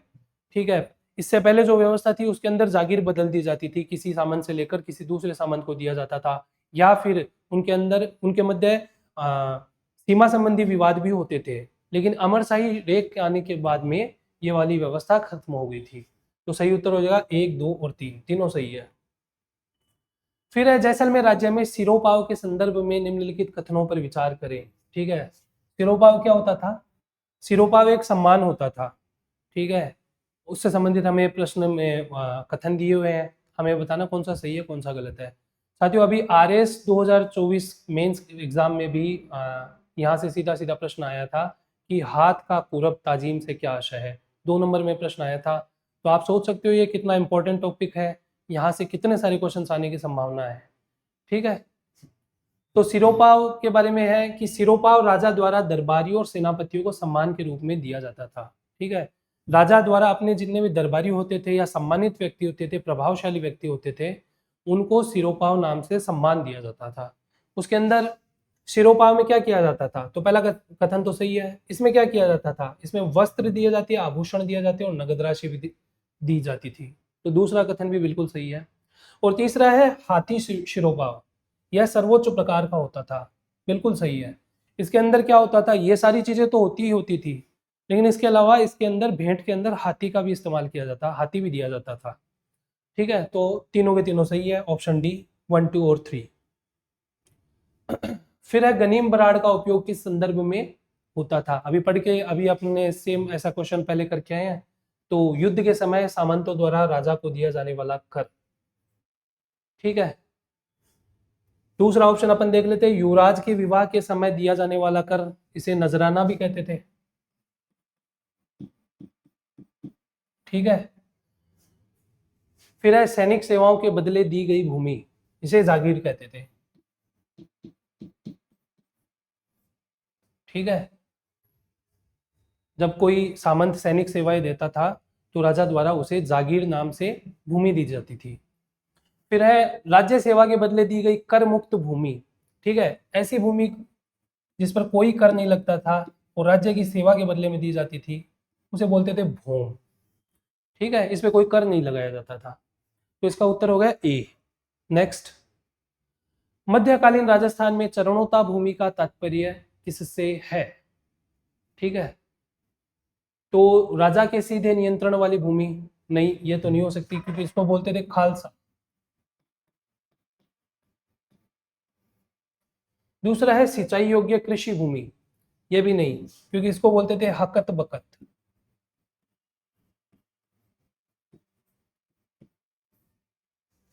तीसरा है सार्वजनिक भूमि जिस पर राजा का कोई अधिकार नहीं होता था, ये सही है, बिल्कुल सही है। यह ऐसी सार्वजनिक भूमि होती थी जिसमें गांव के पशु, पालतू पशु चरते थे, इस पर राजा का सीधा कोई अधिकार नहीं होता था। ठीक है, और सार्वजनिक भूमि होती थी, तो ये बिल्कुल सही है। ठीक है, नेक्स्ट, निम्नलिखित कथनों पर विचार करें। ये भूमि के वर्गीकरण से संबंधित सवाल है, सीधे सीधे सवाल यहां से आते हैं। पहला है उन्नाव या पीवल सिंचित भूमि थी, बिल्कुल सही है। बारानी भूमि असिंचित थी, बिल्कुल सही है। तीसरा है जयपुर रियासत में 12 कोटड़ी व्यवस्था सामंतों की श्रेणी निर्धारण के लिए लागू की गई थी, बिल्कुल सही है। देखिए, प्रशासनिक व्यवस्था में जब अपन सामंती व्यवस्था पढ़ते हैं तो अलग अलग राज्यों के लिए अलग अलग सामंती व्यवस्था होती है। जैसे अभी हम पिछली देख के आए हैं कि मेवाड़ में, पिछले प्रश्न में देख के आए हैं कि मेवाड़ में अमरशाही रेख व्यवस्था थी। ऐसे ही जयपुर में 12 कोटड़ी व्यवस्था थी। प्रशासन को 12 भागों में बांटा गया था। जैसे राजस्व के लिए एक विभाग था, न्याय के लिए एक विभाग था, आय व्यय के लिए एक विभाग था, बजट के लिए एक विभाग था, और कानून व्यवस्था लागू करने के लिए एक विभाग था। तो ऐसे कुल 12 विभाग थे, उनको बोला गया था 12 कोटड़ी। ठीक है, कोटा में जिसे देश थी, हजूरती थे, जैसलमेर जोधपुर में थे मुसद्दी, सरदार, गिनायत। तो ये जो अपने को सामंतों की श्रेणी है, बहुत अच्छे से पढ़ के जानी है, क्योंकि यहाँ से सीधे सीधे प्रश्न आते हैं। तो इसमें ऑप्शन हो जाएगा 1, 2 और 3। ठीक है, नेक्स्ट, साध प्रथा का राजस्थान की कृषि व्यवस्था पर क्या प्रभाव था? साध प्रथा, साध प्रथा एक ऐसी प्रथा थी जिसमें राजा द्वारा साहूकारों से ही कर वसूला जाता था। साहूकारों को वो कृषकों और राजा के बीच की कड़ी मान लिया गया था, और ऐसा माना गया था कि साहूकार कृषकों से कर वसूल कर राजा को पहुंचा देंगे। ठीक है, तो इसके संबंध में निम्नलिखित कथन है कि किसानों की राजस्व अदायगी का जिम्मा साहूकारों पर होता था। ठीक है, बिल्कुल सही है।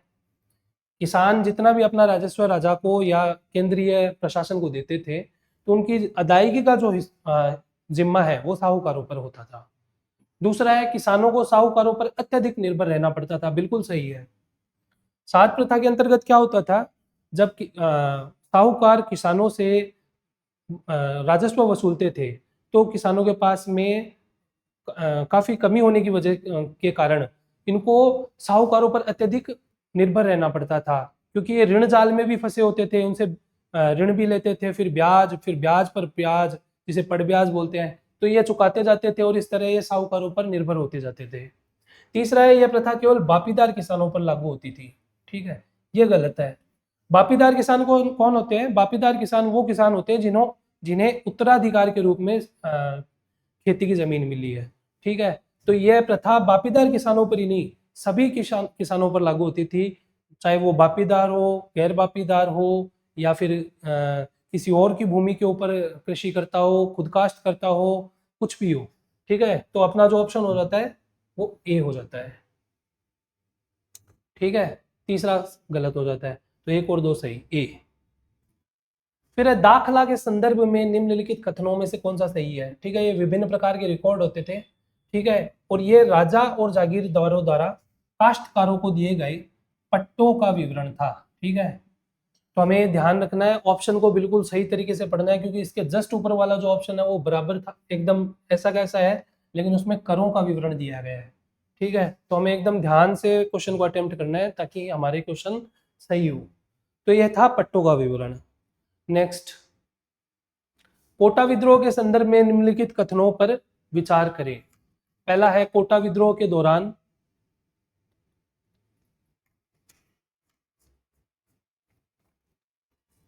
क्रांतिकारियों ने महाराव राम सिंह को गद्दी से हटा दिया था। दूसरा है, मथुराधीश मंदिर के महंत गोसाई महाराज ने विद्रोह के दौरान अंग्रेजों और क्रांतिकारियों के बीच मध्यस्थता की। और तीसरा है, कोटा विद्रोह का मुख्य नेतृत्व मेहराब खान और जयदयाल ने किया। ये बिल्कुल सही है, मेहराब खान और जयदयाल ने किया था। ठीक है, पहला ऑप्शन देखते हैं अपन, कोटा विद्रोह के दौरान क्रांतिकारियों ने महाराव राम सिंह को गद्दी से हटा दिया था। यह बिल्कुल गलत है। क्यों गलत है? क्योंकि महाराव राम सिंह को इन्होंने हाउस अरेस्ट कर लिया था, यानी नजरबंद कर लिया था। ठीक है, न कि गद्दी से हटाया था। तो ये पहला वाला जो ऑप्शन है वो गलत हो जाएगा। दूसरा है, मथुराधीश मंदिर के महंत गोसाई महाराज ने विद्रोह के दौरान अंग्रेजों और क्रांतिकारियों के बीच में मध्यस्थता की। यहाँ पे अंग्रेजों की जगह महाराव होना चाहिए। ठीक है, बाकी कथन बिल्कुल सही है। मथुराधीश मंदिर था कोटा में, उसके जो महंत गोसाई महाराज, उन्होंने क्रांतिकारियों और महाराव के बीच में एक संधि करवाई थी और एक मध्यस्थता करते हुए एक कुछ शर्तें लागू हुई थी, जिनमें कुछ कई प्रकार की शर्तें थी। जैसे क्रांतिकारियों की मांग थी कि हमने यहाँ के जो कैप्टन है उनको मार दिया है, तो उसकी जिम्मेदारी राजा के ऊपर आएगी। तो राजा से दस्तखत करवाए गए थे कि हाँ, ये ऐसा मेरे आदेश पर हुआ था। ठीक है, तो ये दूसरा जो कथन है वो बिल्कुल सही है, पहला हो गया गलत। ठीक है, तो 2 और 3। नेक्स्ट, टोंक और देवली के विद्रोह के संदर्भ में निम्नलिखित जोड़ों का मिलान करें।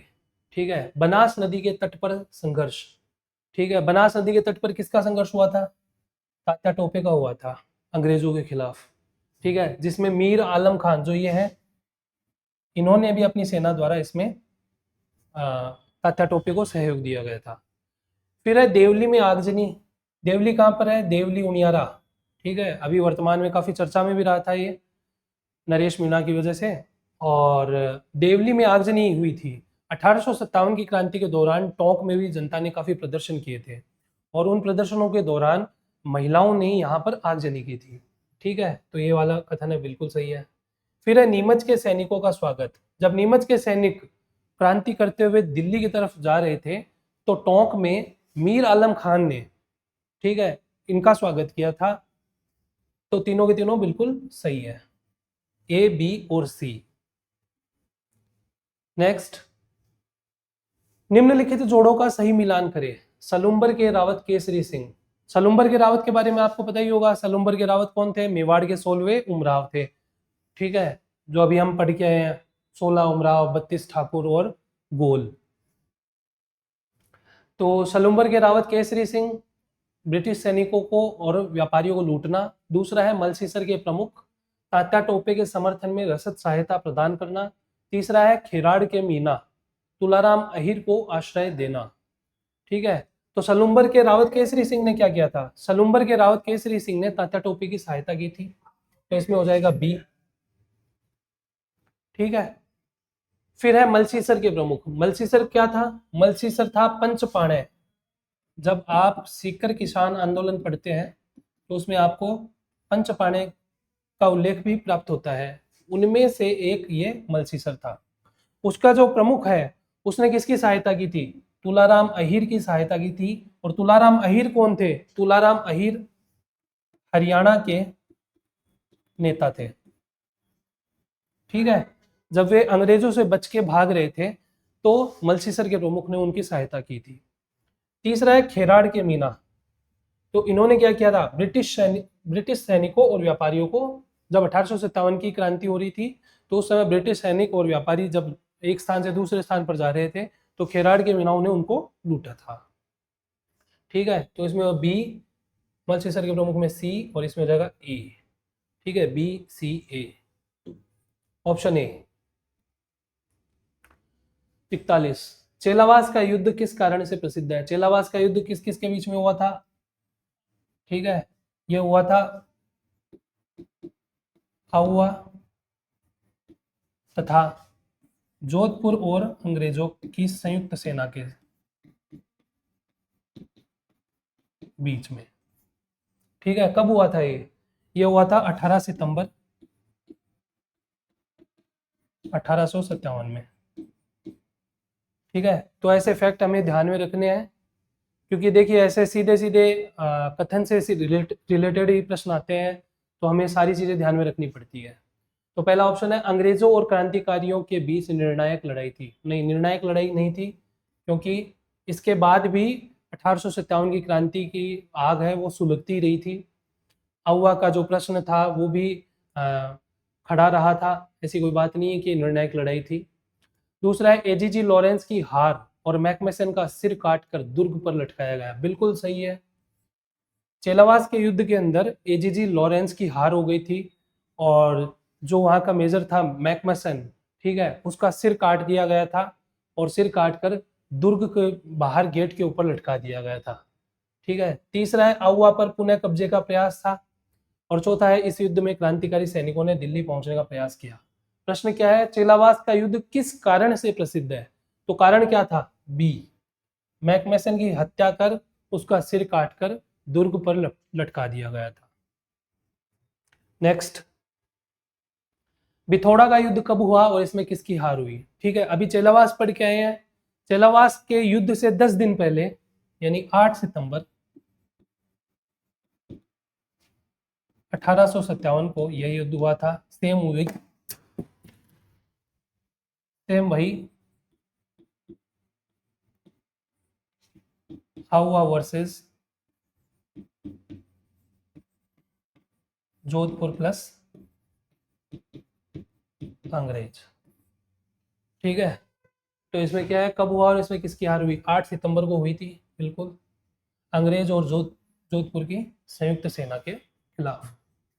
नेक्स्ट, टोंक और देवली के विद्रोह के संदर्भ में निम्नलिखित कथनों पर विचार कीजिए। 1857 की क्रांति वाला जब टॉपिक आता है तो उसमें टोंक का भी उल्लेख होता है। ठीक है, तो उसमें 3 कथन दिए हुए हैं, हमें पता करना कौन सा सही है। टोंक के नवाब वजीर खान ने स्वतंत्रता सेनानियों का समर्थन किया और ब्रिटिश शासन के खिलाफ विद्रोह का नेतृत्व किया। बिल्कुल गलत। ठीक है, टोंक के नवाब वजीर खान ने स्वतंत्रता सेनानियों का कभी समर्थन नहीं किया था, अपितु वे तो अंग्रेज समर्थक रहे थे।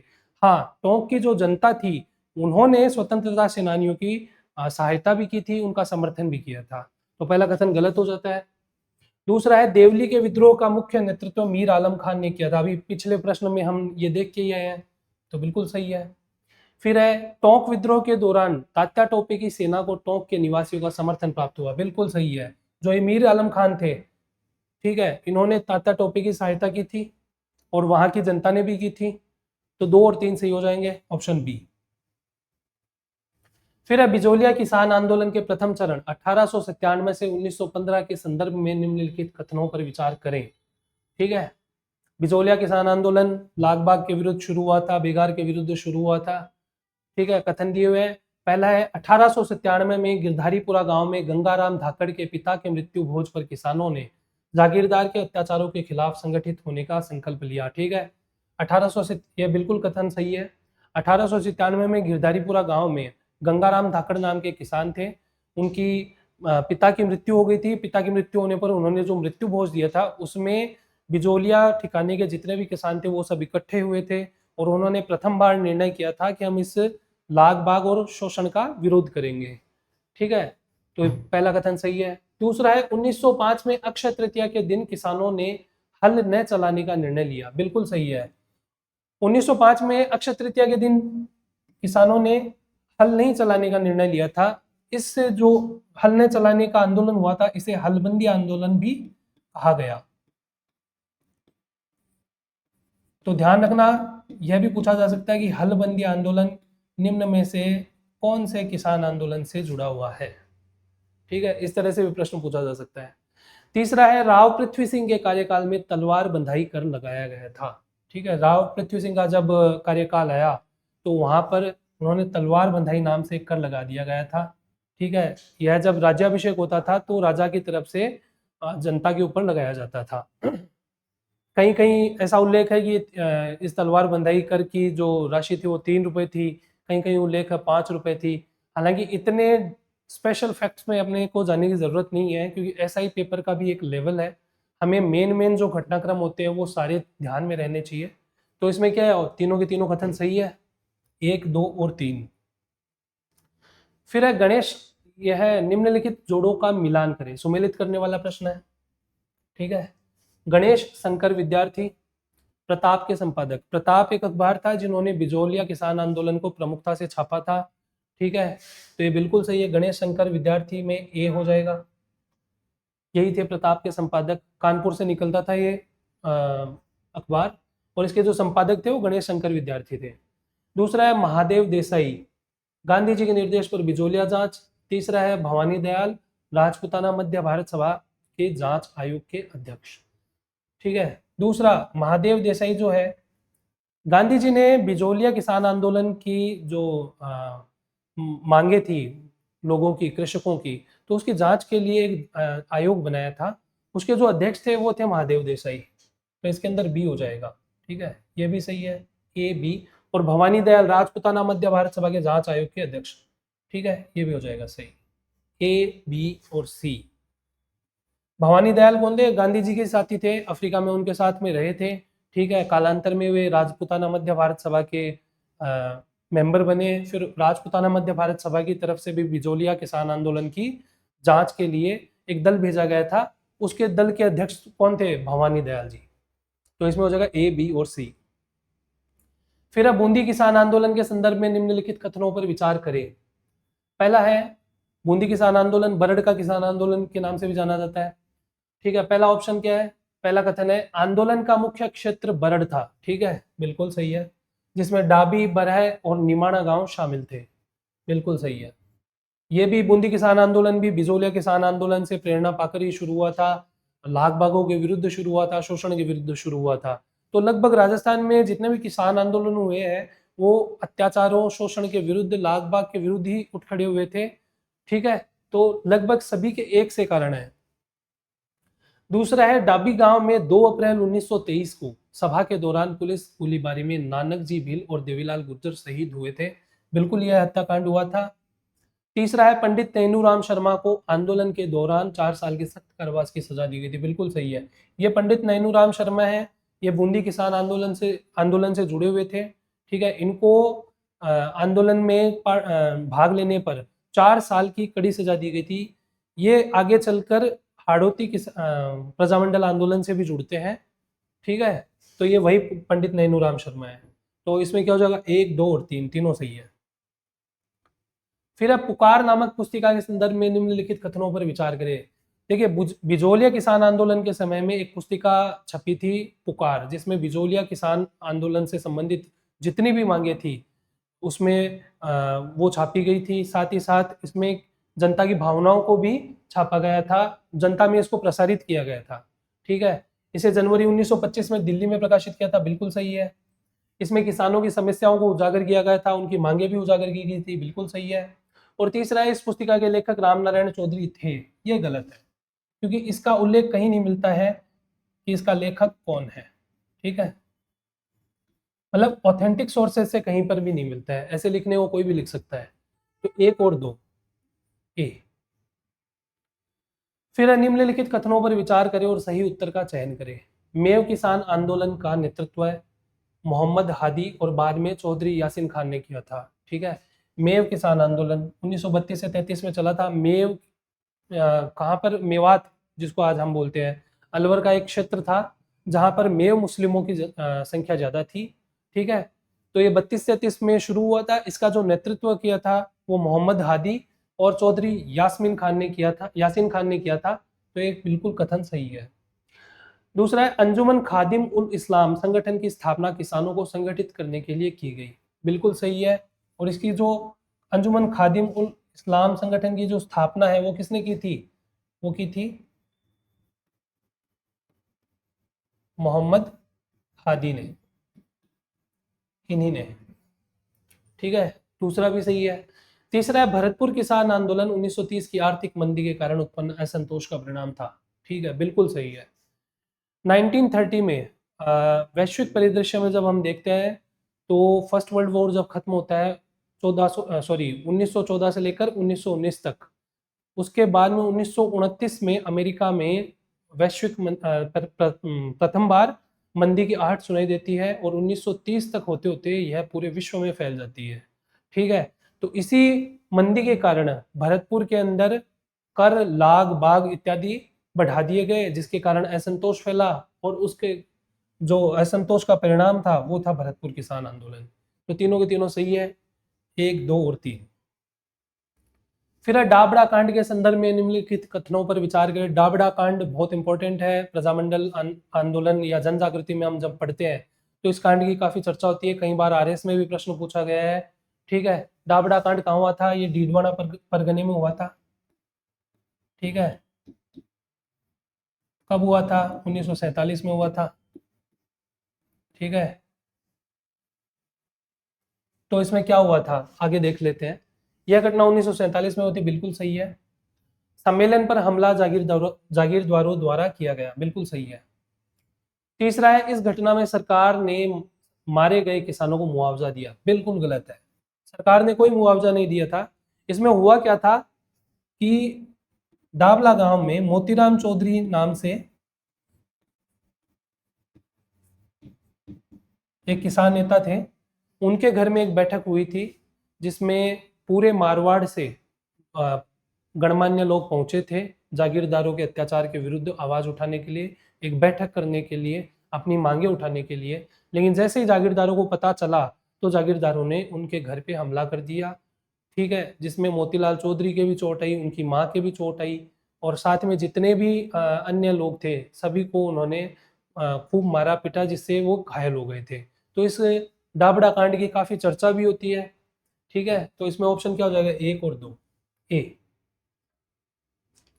फिर है, निम्नलिखित में से कौन सा कथन सही नहीं है? पहला है, रामनारायण चौधरी ने तरुण राजस्थान और डेली हेराल्ड में किसानों के पक्ष में लेख लिखे। ठीक है। दूसरा है, 1923 में किसानों ने जयपुर महाराजा के समक्ष शिकायत दर्ज कराई। ठीक है। तीसरा है, 1925 में राव राजा ने जांच आयोग नियुक्त किया लेकिन ठिकाने की चालाकी से किसान असंतुष्ट रहे। ये भी ठीक है। चौथा है, सीकर ठिकाने के किसान आंदोलन का नेतृत्व ब्रिटिश संसद ने किया। यह गलत है। ठीक है, बाकी के तीनों सही है। ठीक है, सीकर ठिकाना था वो जयपुर के नीचे आता था। ठीक है, यहाँ पर भी वही समस्या थी, लाग बाग थी, उच्च और शोषण अत्यधिक होता था। तो इनके विरोध में सीकर में भी किसान आंदोलन हुआ था। ठीक है, जिस और इस आंदोलन में हुआ था एक फिर लाठीचार्ज।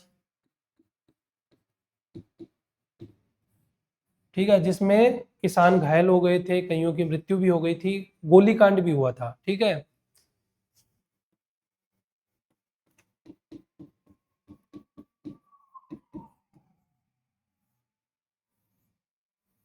जिसमें कई किसानों की मृत्यु हो गई थी। और इस घटना की जो चर्चा है वो ब्रिटेन की संसद में, हाउस ऑफ कॉमन्स में हुई थी। ठीक है, लेकिन उन्होंने नेतृत्व नहीं किया था। तो इसमें ऑप्शन क्या हो जाएगा? डी। नेक्स्ट, 1857 के विद्रोह के बाद विभिन्न रियासतों में हुए सुधारों के संदर्भ में निम्नलिखित कथनों पर विचार करें। ठीक है, पहला क्या है, मेवाड़ राज्य में 1863 में आण प्रथा को गैर कानूनी घोषित किया गया। ठीक है, तो पहले अपन ये समझ लेते कि आण प्रथा क्या थी। मेवाड़ के अंदर आण प्रथा नाम से एक प्रथा थी। ठीक है, और ये खास करके राजपूती परंपरा थी। इसके अंदर क्या होता था कि जो राजपूत सरदार होते थे वो अपनी आन के नाम पर किसी से भी बदला लेते थे। अगर किसी ने उनकी बेइज्जती कर दी है या उनका तिरोभाव कर दिया है, अनादर कर दिया है, तो उसके बदले में वे उसके खिलाफ मृत्यु तक संघर्ष करते थे। साथ ही उसका एक दूसरा रूप यह भी था कि वे अपने से कमजोर जागीरदार की रियासत को, उसके क्षेत्र को भी हड़प लेते थे। तो इसको बोलते थे आण प्रथा। ठीक है, तो 1863 में इसको गैर कानूनी घोषित कर दिया गया था, क्योंकि इससे क्या होता था, अनावश्यक हिंसा फैलती थी। बिल्कुल सही है। ठीक है, अब देखिए अपना जो ये प्रश्न ना वो सुधारों के संदर्भ में है। जब अपन राजा महाराजा पढ़ते हैं तो उनके सुधार भी पढ़ते हैं हम। ठीक है, उनके और अंग्रेजों का भी योगदान, ब्रिटिशों का भी योगदान देखते हैं। दूसरा है, बीकानेर राज्य ने 1869 में नमक उत्पादन का अधिकार समाप्त कर दिया। ये गलत है। कैसे? नमक उत्पादन का अधिकार समाप्त नहीं किया था, नमक के ऊपर एकाधिकार लेके आ गए थे वो। ठीक है, हाँ, यद्यपि जनता को अभी तक अधिकार था कि वे अपने स्तर पर स्वयं भी नमक का उत्पादन कर सकते हैं। ठीक है, तो ये गलत हो गया। तीसरा है, जोधपुर राज्य ने 1868 में राजपूत हितकारिणी सभा की स्थापना की। ये बिल्कुल गलत है। ठीक है, इसकी स्थापना कब हुई थी? 1888 में हुई थी। वाल्टर कृत राजपूत हितकारिणी सभा। ठीक है,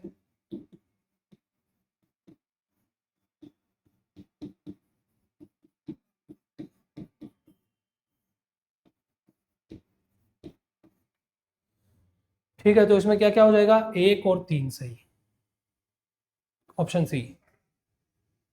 फिर है, विजय सिंह पथिक की प्रमुख रचनाएं कौन सी है? पहली है पथिक प्रमोद, सही है।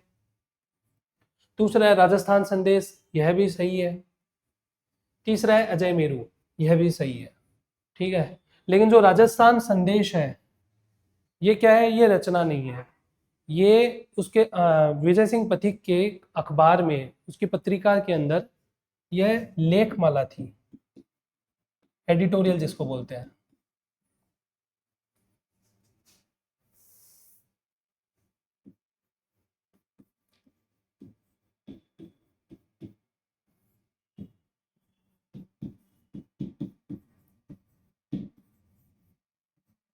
ठीक है, तो इसमें क्या हो जाएगा?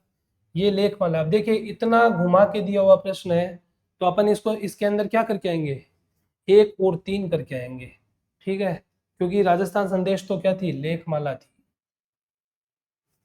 साप्ताहिक था, उसके अंदर ये एक लेखमाला थी।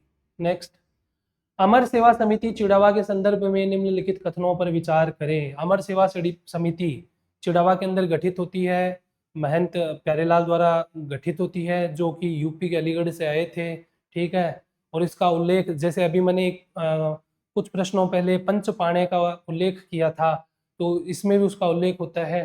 तो उसके संदर्भ में 3 कथन दिए हुए, अपने को बताने कौन से सही है। कि यह संस्था जबरन मजदूरी का विरोध करती थी। दूसरा है, इसके सदस्यों ने खादी पहनने और लाठी चलाने का अभ्यास किया। और तीसरा है, यह समिति 1928 में कमजोर हो गई। ठीक है, तो ये वाला गलत है, बाकी के दोनों सही है। ठीक है, अमर सेवा समिति है। ठीक है, 1922 में चिड़ावा में इसका गठन होता है।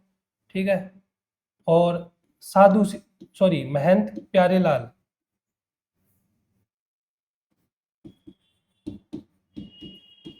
द्वारा इसका गठन किया गया था।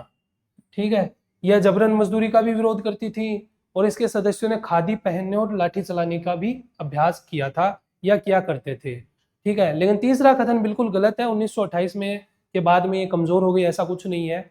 इस समिति के कारण ही शेखावाटी के पंचपाणे क्षेत्र में और स्वशासन के लिए, अपने अधिकारों के लिए, अपने अधिकारियों की रक्षा के लिए आवाज उठाने के लिए प्रेरणा प्राप्त होती है। ठीक है, पंचपाणे। ठीक है, ये शेखावाटी का 75% हिस्सा था। ठीक है,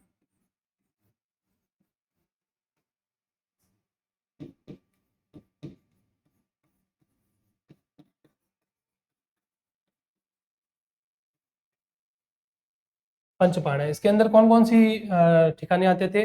इसके अंदर आता था मलसीसर, फिर है डुंडलोद,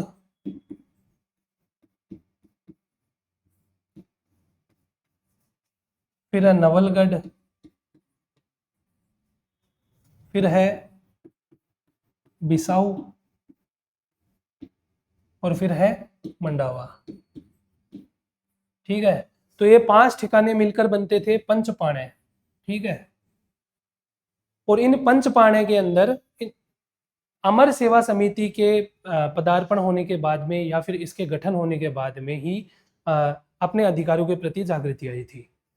ठीक है, तो इसमें हो जाएगा 1 और 2 सही, तीसरा गलत हो जाएगा।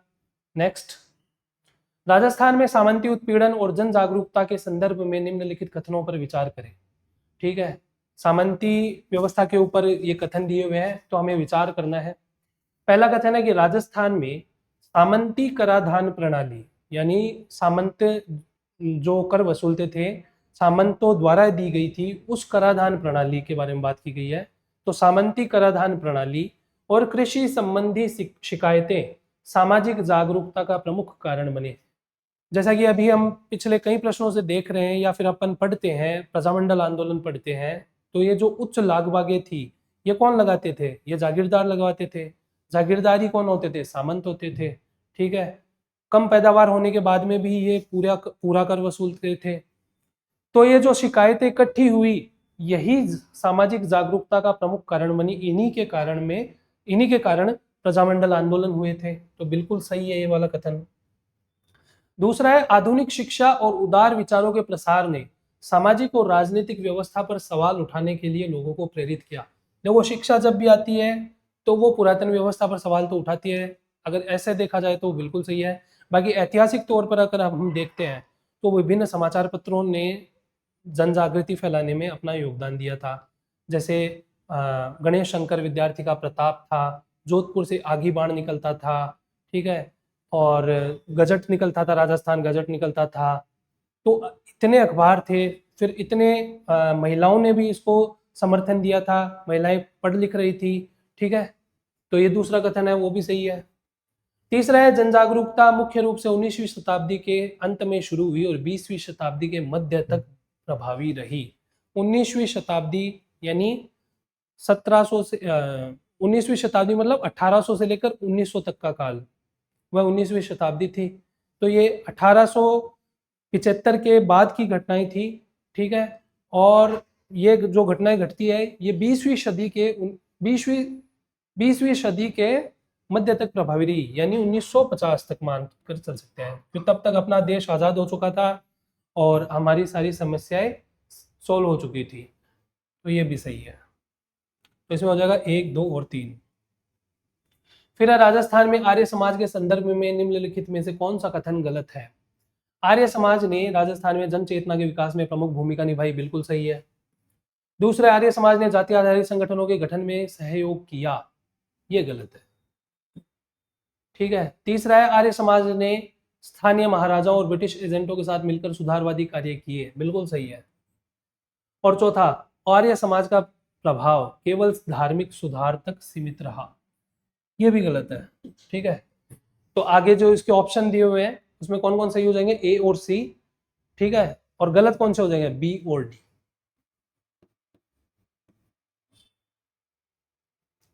ठीक है, क्योंकि आर्य समाज तो जातिगत भेदभाव का विरोध ही करता था। ठीक है, और केवल धार्मिक सुधार नहीं किए थे, इन्होंने जनजागृति फैलाने में भी काफी मदद की थी, काफी सहायता की थी। आप इसके प्रभाव का उल्लेख यहीं से देख सकते हैं, इसके प्रभाव को यहीं से देख सकते हैं कि दयानंद सरस्वती जहाँ जहाँ पर भी गए, वहाँ वहाँ पर प्रजामंडल आंदोलन हुए हैं। ठीक है, लोग अपने उत्तरदायी शासन के लिए जागृत हुए हैं। तो ये सही है। नेक्स्ट है, 20वीं शताब्दी के जाति आधारित संगठनों के संदर्भ में निम्नलिखित कथनों पर विचार करें। ठीक है, राजस्थान क्षत्रिय महासभा की स्थापना 1921 में हुई, बिल्कुल सही है। जाट क्षत्रिय महासभा की स्थापना 1911 में हुई है। मीणा राजपूत महासभा का गठन 1931 में हुआ, सही है। अग्रवाल हितकारिणी सभा का गठन 1924 में हुआ, बिल्कुल सही है। 1, 2, 3 और 4। देखिए ऐसा प्रश्न हमने इसलिए भी दिया है ताकि आपको सीधे सीधे फैक्ट याद हो जाए, ठीक है, ताकि आपको जब प्रश्न परीक्षा में पूछा जाए और आपको यहाँ से याद आ जाए कि हाँ नहीं मैंने ये टेस्ट सीरीज में सॉल्व किया था, ठीक है। नेक्स्ट, फिर अजमेर मेरवाड़ा के संदर्भ में निम्नलिखित कथनों पर विचार करें। अजमेर मेरवाड़ा क्या था? यह केंद्र शासित प्रदेश था, कब? आजादी के पहले तक। तो इसमें है ये अजमेर मेरवाड़ा सीधे ब्रिटिश शासन के अधीन था, बिल्कुल सही है, पहला कथन हो गया सही। दूसरा, अजमेर मेरवाड़ा में 30 सदस्यीय धारा सभा थी, ठीक है, जैसे विधानसभा होती है तो वहां पर थी धारा सभा, ये भी सही है। तीसरा है हरिभाऊ उपाध्याय अजमेर मेरवाड़ा के पहले और एकमात्र मुख्यमंत्री थे, बिल्कुल सही है, हरिभाऊ उपाध्याय ही थे, ठीक है। अजमेर मेरवाड़ा के राजस्थान में विलय से पहले तक ये अजमेर मेरवाड़ा के पहले और एकमात्र मुख्यमंत्री थे। और चौथा है यह क्षेत्र राजस्थान के सबसे बड़े ठिकाने के रूप में शामिल हुआ, इसका कहीं कोई उल्लेख नहीं मिलता है, अनावश्यक तथ्य है, ठीक है। तो अपन समझ जाएंगे क्या क्या सही हो जाएगा, 1, 2 और 3। नेक्स्ट, फिर राजस्थान के एकीकरण के संदर्भ में निम्नलिखित कथनों पर विचार करें। एकीकरण से संबंधित प्रश्न है। पहला है अलवर, भरतपुर और धौलपुर रियासतें भाषाई समानता के आधार पर उत्तर प्रदेश में शामिल होना चाहती थी, बिल्कुल। अलवर, भरतपुर और धौलपुर रियासतें भाषाई समानता के आधार पर यूपी में जाना चाहती थी, उत्तर प्रदेश में जाना चाहती थी। इसके लिए फिर बाद में एक समिति का भी गठन होता है और उस समिति की अनुशंसा से इसको मत्स्य संघ में मिलाया जाता है। इनका अलवर, भरतपुर और धौलपुर और करौली को मिलाकर मत्स्य संघ बनाया जाता है और फिर राजस्थान में इसका विलय किया जाता है। तो पहला कथन सही है। दूसरा है टोंक और जोधपुर रियासतों ने पाकिस्तान में विलय की इच्छा व्यक्त की थी, ठीक है, बिल्कुल सही बात है। टोंक में मुस्लिम नवाब थे, जोधपुर में राजा हनुमंत सिंह थे, दोनों पाकिस्तान के साथ में विलय के लिए इच्छुक थे, तो दूसरा कथन भी बिल्कुल सही है। तीसरा है बांसवाड़ा के शासक चंद्रवीर सिंह ने विलय पत्र पर हस्ताक्षर करते हुए कहा था कि यह उनके लिए आजादी का दिन है, यह गलत है, ठीक है। बांसवाड़े के शासक चंद्रवीर सिंह ने विलय पत्र पर हस्ताक्षर करते हुए कहा था कि मैं मेरे डेथ वारंट पर साइन कर रहा हूं, और इसे क्या बताया था? Death warrant.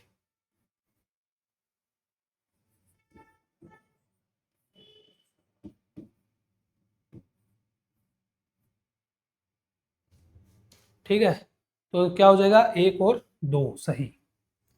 Next, Mahatma Gandhi की हत्या और अलवर रियासत के संदर्भ में निम्नलिखित कथनों पर विचार करें। पहला क्या है? महात्मा गांधी की हत्या के संदेह में अलवर के शासक तेज सिंह और दीवान MB खरे को दिल्ली में नजरबंद किया गया था, ठीक है, बिल्कुल सही बात है। महात्मा गांधी की हत्या 1948 में होती है, ठीक है। नाथूराम गोडसे के कुछ सूत्र है या फिर उनके कुछ संपर्क है, वो अलवर रियासत से भी जुड़ते थे, तो उनके शासक तेज सिंह और दीवान MB खरे को दिल्ली में नजरबंद कर लिया गया था। दूसरा है अलवर रियासत ने भारत का प्रथम स्वतंत्रता दिवस नहीं मनाया था, बिल्कुल सही बात है। तीसरा है अलवर रियासत ने राजस्थान में विलय के लिए कोई विशेष शर्तें नहीं रखी, बिल्कुल गलत। अभी पिछले प्रश्न में हमने देखा कि वो भाषाई समानता के आधार पर उत्तर प्रदेश में विलय होना चाहती थी। तो 59 में क्या हो जाएगा? 1 और 2 सही। फिर राजस्थान के एकीकरण के अंतिम चरण के प्रमुख परिवर्तनों के संदर्भ में निम्नलिखित कथनों पर विचार करें। पहला है अजमेर मेरवाड़ा राजस्थान में शामिल किया गया। दूसरा है सिरोही के आबू और दिलवाड़ा क्षेत्र राजस्थान में शामिल किए गए। और तीसरा है राज्यपाल गुरुमुख निहाल सिंह और मुख्यमंत्री मोहनलाल सुखाड़िया नियुक्त किए गए। ठीक है, अंतिम चरण की बात चल रही है 1956 की, ठीक है। तो 1956 के जो अंतिम चरण जब हुआ था 1 नवंबर 1956, ठीक है, उसके जस्ट बाद में राजस्थान में मुख्यमंत्री कौन थे उसकी बात चल रही है, ठीक है। तो मुख्यमंत्री थे मोहनलाल सुखाड़िया उस समय, ठीक है, और राज्यपाल कौन थे? गुरुमुख निहाल सिंह, ठीक है। अपने को ऐसे कंफ्यूज नहीं होना है क्योंकि पहले मुख्यमंत्री थे टीकाराम पालीवाल, फिर जयनारायण व्यास भी हुए, तो अपन सोचते हैं कि मोहनलाल सुखाड़िया का नाम कैसे आ रहा है, क्योंकि बात 1956 के प्रमुख परिवर्तनों के संदर्भ में है, ठीक है। पहला जो ऑप्शन है वो भी सही है, अजमेर मेरवाड़ा है, वो राजस्थान में शामिल किया गया था अंतिम चरण में, ठीक है। और सिरोही का आबू और दिलवाड़ा क्षेत्र राजस्थान में शामिल किए गए थे, ठीक है। मध्य प्रदेश को क्या क्षेत्र दिया गया था? सिरोंज, ठीक है। तो ये अपने को ध्यान में रखना है। तो 1, 2 और 3 सही है। नेक्स्ट, राजस्थान के निम्नलिखित दुर्गों में से कौन से दुर्ग को गिरी दुर्ग, पारिक दुर्ग और एरण दुर्ग की श्रेणी में रखा जाता है? गिरिदुर्ग कौन सा दुर्ग होता था? ठीक है, वो दुर्ग जो पर्वत के ऊपर स्थित हो। पारिक दुर्ग कौन सा होता था? पर्वत पर स्थित। पारिक दुर्ग कौन सा होता था? जिसके चारों ओर खाई हो। ठीक है। और एरण दुर्ग, एरण दुर्ग कौन सा दुर्ग होता था? जिसके मार्ग में कंटीले कांटे हो, जिसके कारण मार्ग उसका दुर्गम हो, पत्थर हो खूब सारे। ठीक है।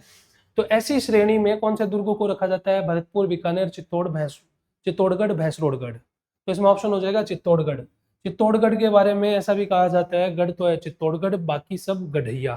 ठीक है, तो काफी प्रसिद्ध दुर्ग है, तो अपने को ध्यान में रखना है।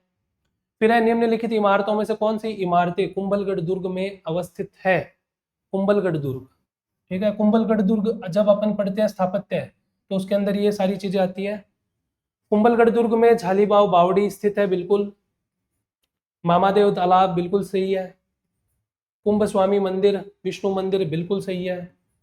जोगी महल ये नहीं, ये कहाँ पर स्थित है? यह है रणथंभौर में स्थित। ठीक है, तो कुंभलगढ़ दुर्ग में इसके अलावा झालीबाव बावड़ी के अलावा उड़ना राजकुमार की छतरी है पृथ्वीराज राठौड़ की, और झाली रानी का मालिया भी है। मैं लिख देता हूँ, ये काफी इंपॉर्टेंट सवाल है और काफी इंपॉर्टेंट तथ्य है, तो आपको ध्यान रखना है। यहाँ से सीधे सीधे कई परीक्षाओं में सवाल आ चुके हैं।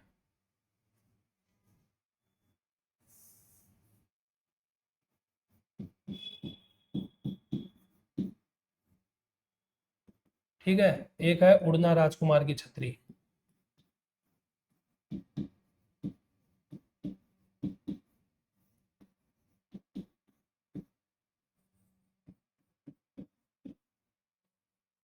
ठीक है, जोगी महल कहाँ पे है? यह है रणथंभौर में। ठीक है, रणथंभौर के स्थापत्य में जब हम पढ़ते हैं तो यहाँ पर भी बहुत सारी चीजें मिलती है, जैसे सुपारी महल मिलता है, हमीर महल मिलता है, रानी का महल मिलता है। ठीक है, जोगी महल मिलता है, 32 खंभों की छतरी मिलती है, पीर सदरुद्दीन की दरगाह मिलती है। ठीक है, तो इसमें क्या ऑप्शन हो जाएगा? 1, 2 और 3, बी। फिर है, सुमेलित करने वाला है राजप्रसाद। ठीक है, और उसको सुमेलित करना है, कौन सी चीज कहाँ पर स्थित है? ठीक है, सुपारी महल अभी मैंने बताया कहाँ पर स्थित है, रणथंभौर दुर्ग में।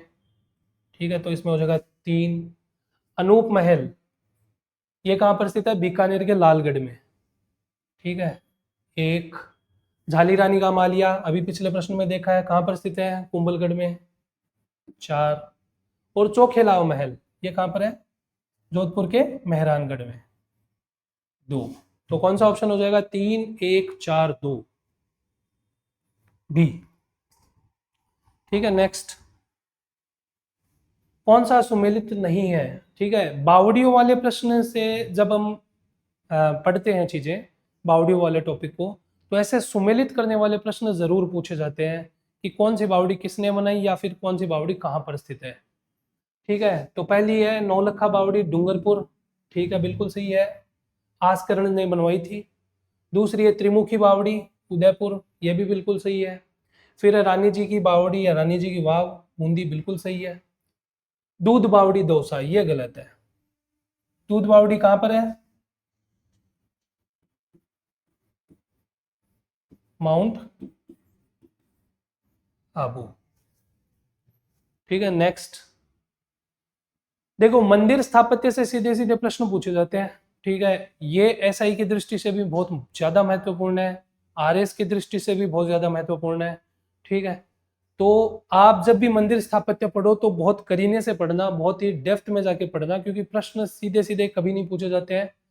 जैसे ये वाला प्रश्न ही है, तो इसमें अपने को क्या करना है? सुमेलित करना है। तो आइए चलो देखते हैं।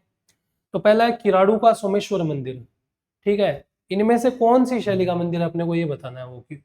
तो किराड़ू का सोमेश्वर मंदिर है, वो माना जाता है गुर्जर प्रतिहार या महामारू शैली का मंदिर। ठीक है, देखिए ये 8वीं से 10वीं शताब्दी तक की एक मंदिर स्थापत्य शैली थी, और किराड़ू का जो सोमेश्वर मंदिर है वो गुर्जर प्रतिहार शैली का अंतिम और सबसे भव्य मंदिर माना जाता है। ठीक है, इसको राजस्थान का खजुराहो भी कहते हैं।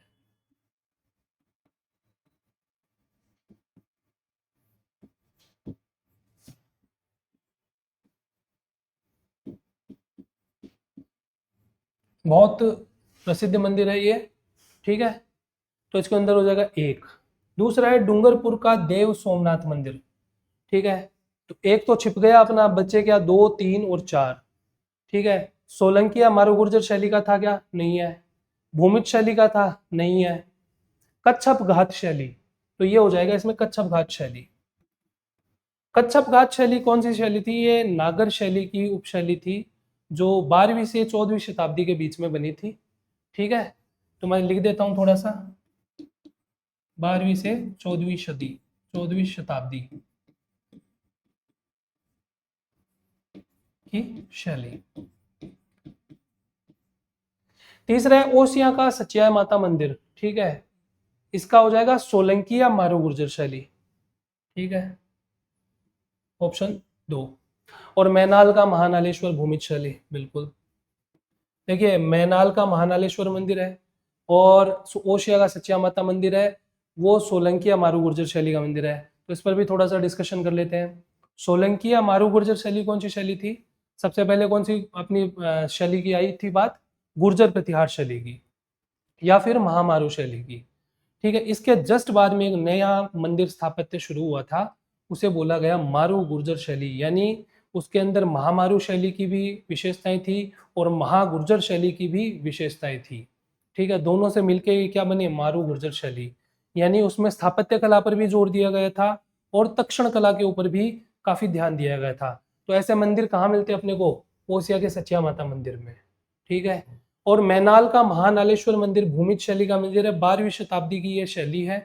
ठीक है, इसके बहुत सारे मंदिर राजस्थान में मिलते हैं, जैसे उंडेश्वर महादेव मंदिर है, रामगढ़ का भंड देवरा मंदिर है, बारां के अंदर स्थित मैनाल का महानालेश्वर है।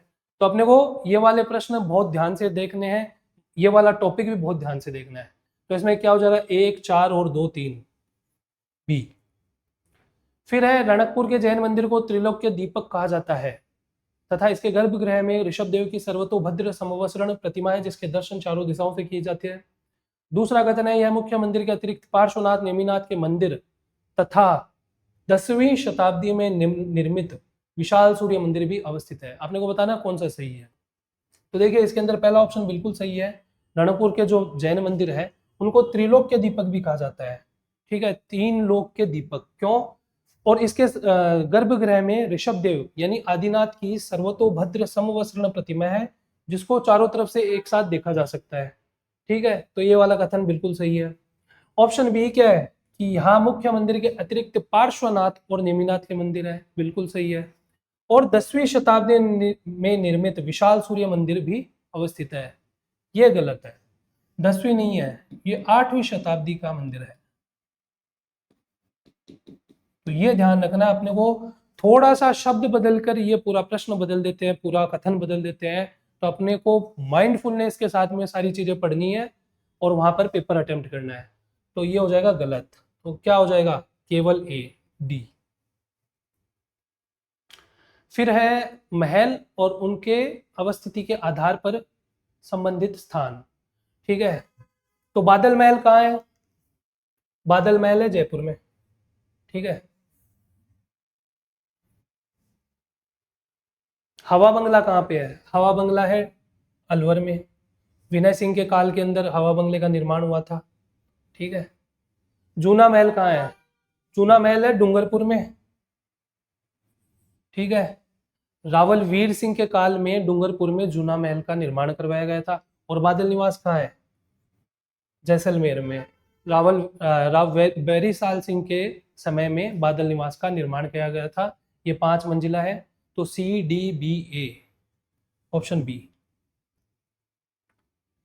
फिर है राजस्थान के विभिन्न दुर्गों को उनके भेद के साथ सुमेलित कीजिए। ठीक है, लोहागढ़, लोहागढ़ कौन से दुर्गों की श्रेणी में आता है, क्योंकि लोहागढ़ के चारों ओर क्या है, एक खाई खोदी हुई है, उस खाई में पानी भी डाला जाता है ताकि दुश्मनों से उसकी रक्षा हो सके। ठीक है, तो ये कौन सा हो गया, पारिक दुर्ग।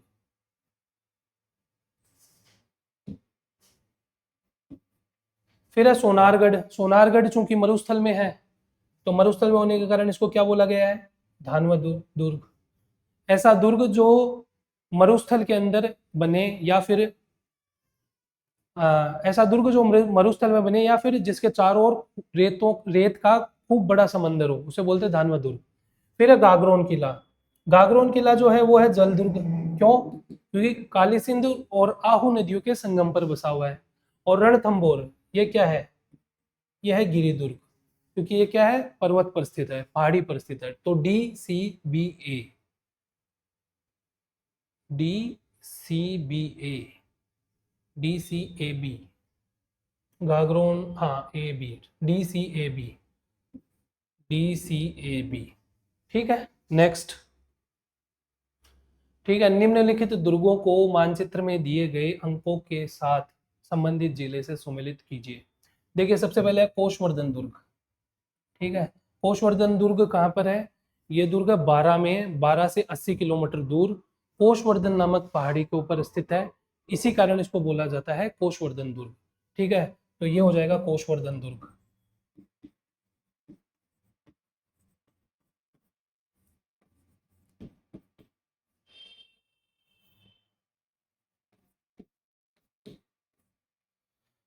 फिर है सिवाना का किला। ठीक है, जो बहुत प्रसिद्ध किला है, आप सभी को पता ही है। सिवाना कहाँ पर है, ये बाड़मेर में स्थित है, लेकिन जालोर से मात्र 30 किलोमीटर की दूरी पर है। तो 3 नंबर पे क्या आ जाएगा, सिवाना। अणखलो सिवाणो, ऐसा सुना होगा ना आपने। फिर है अजबगढ़ दुर्ग। ठीक है, अजबगढ़ दुर्ग कहाँ पर है, अलवर में है, महाराजा अजब सिंह जी के द्वारा बनवाया गया था।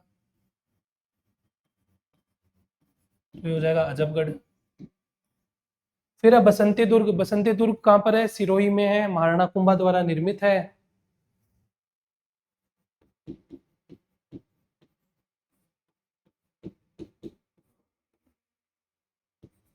तो हो जाएगा अपना ऑप्शन।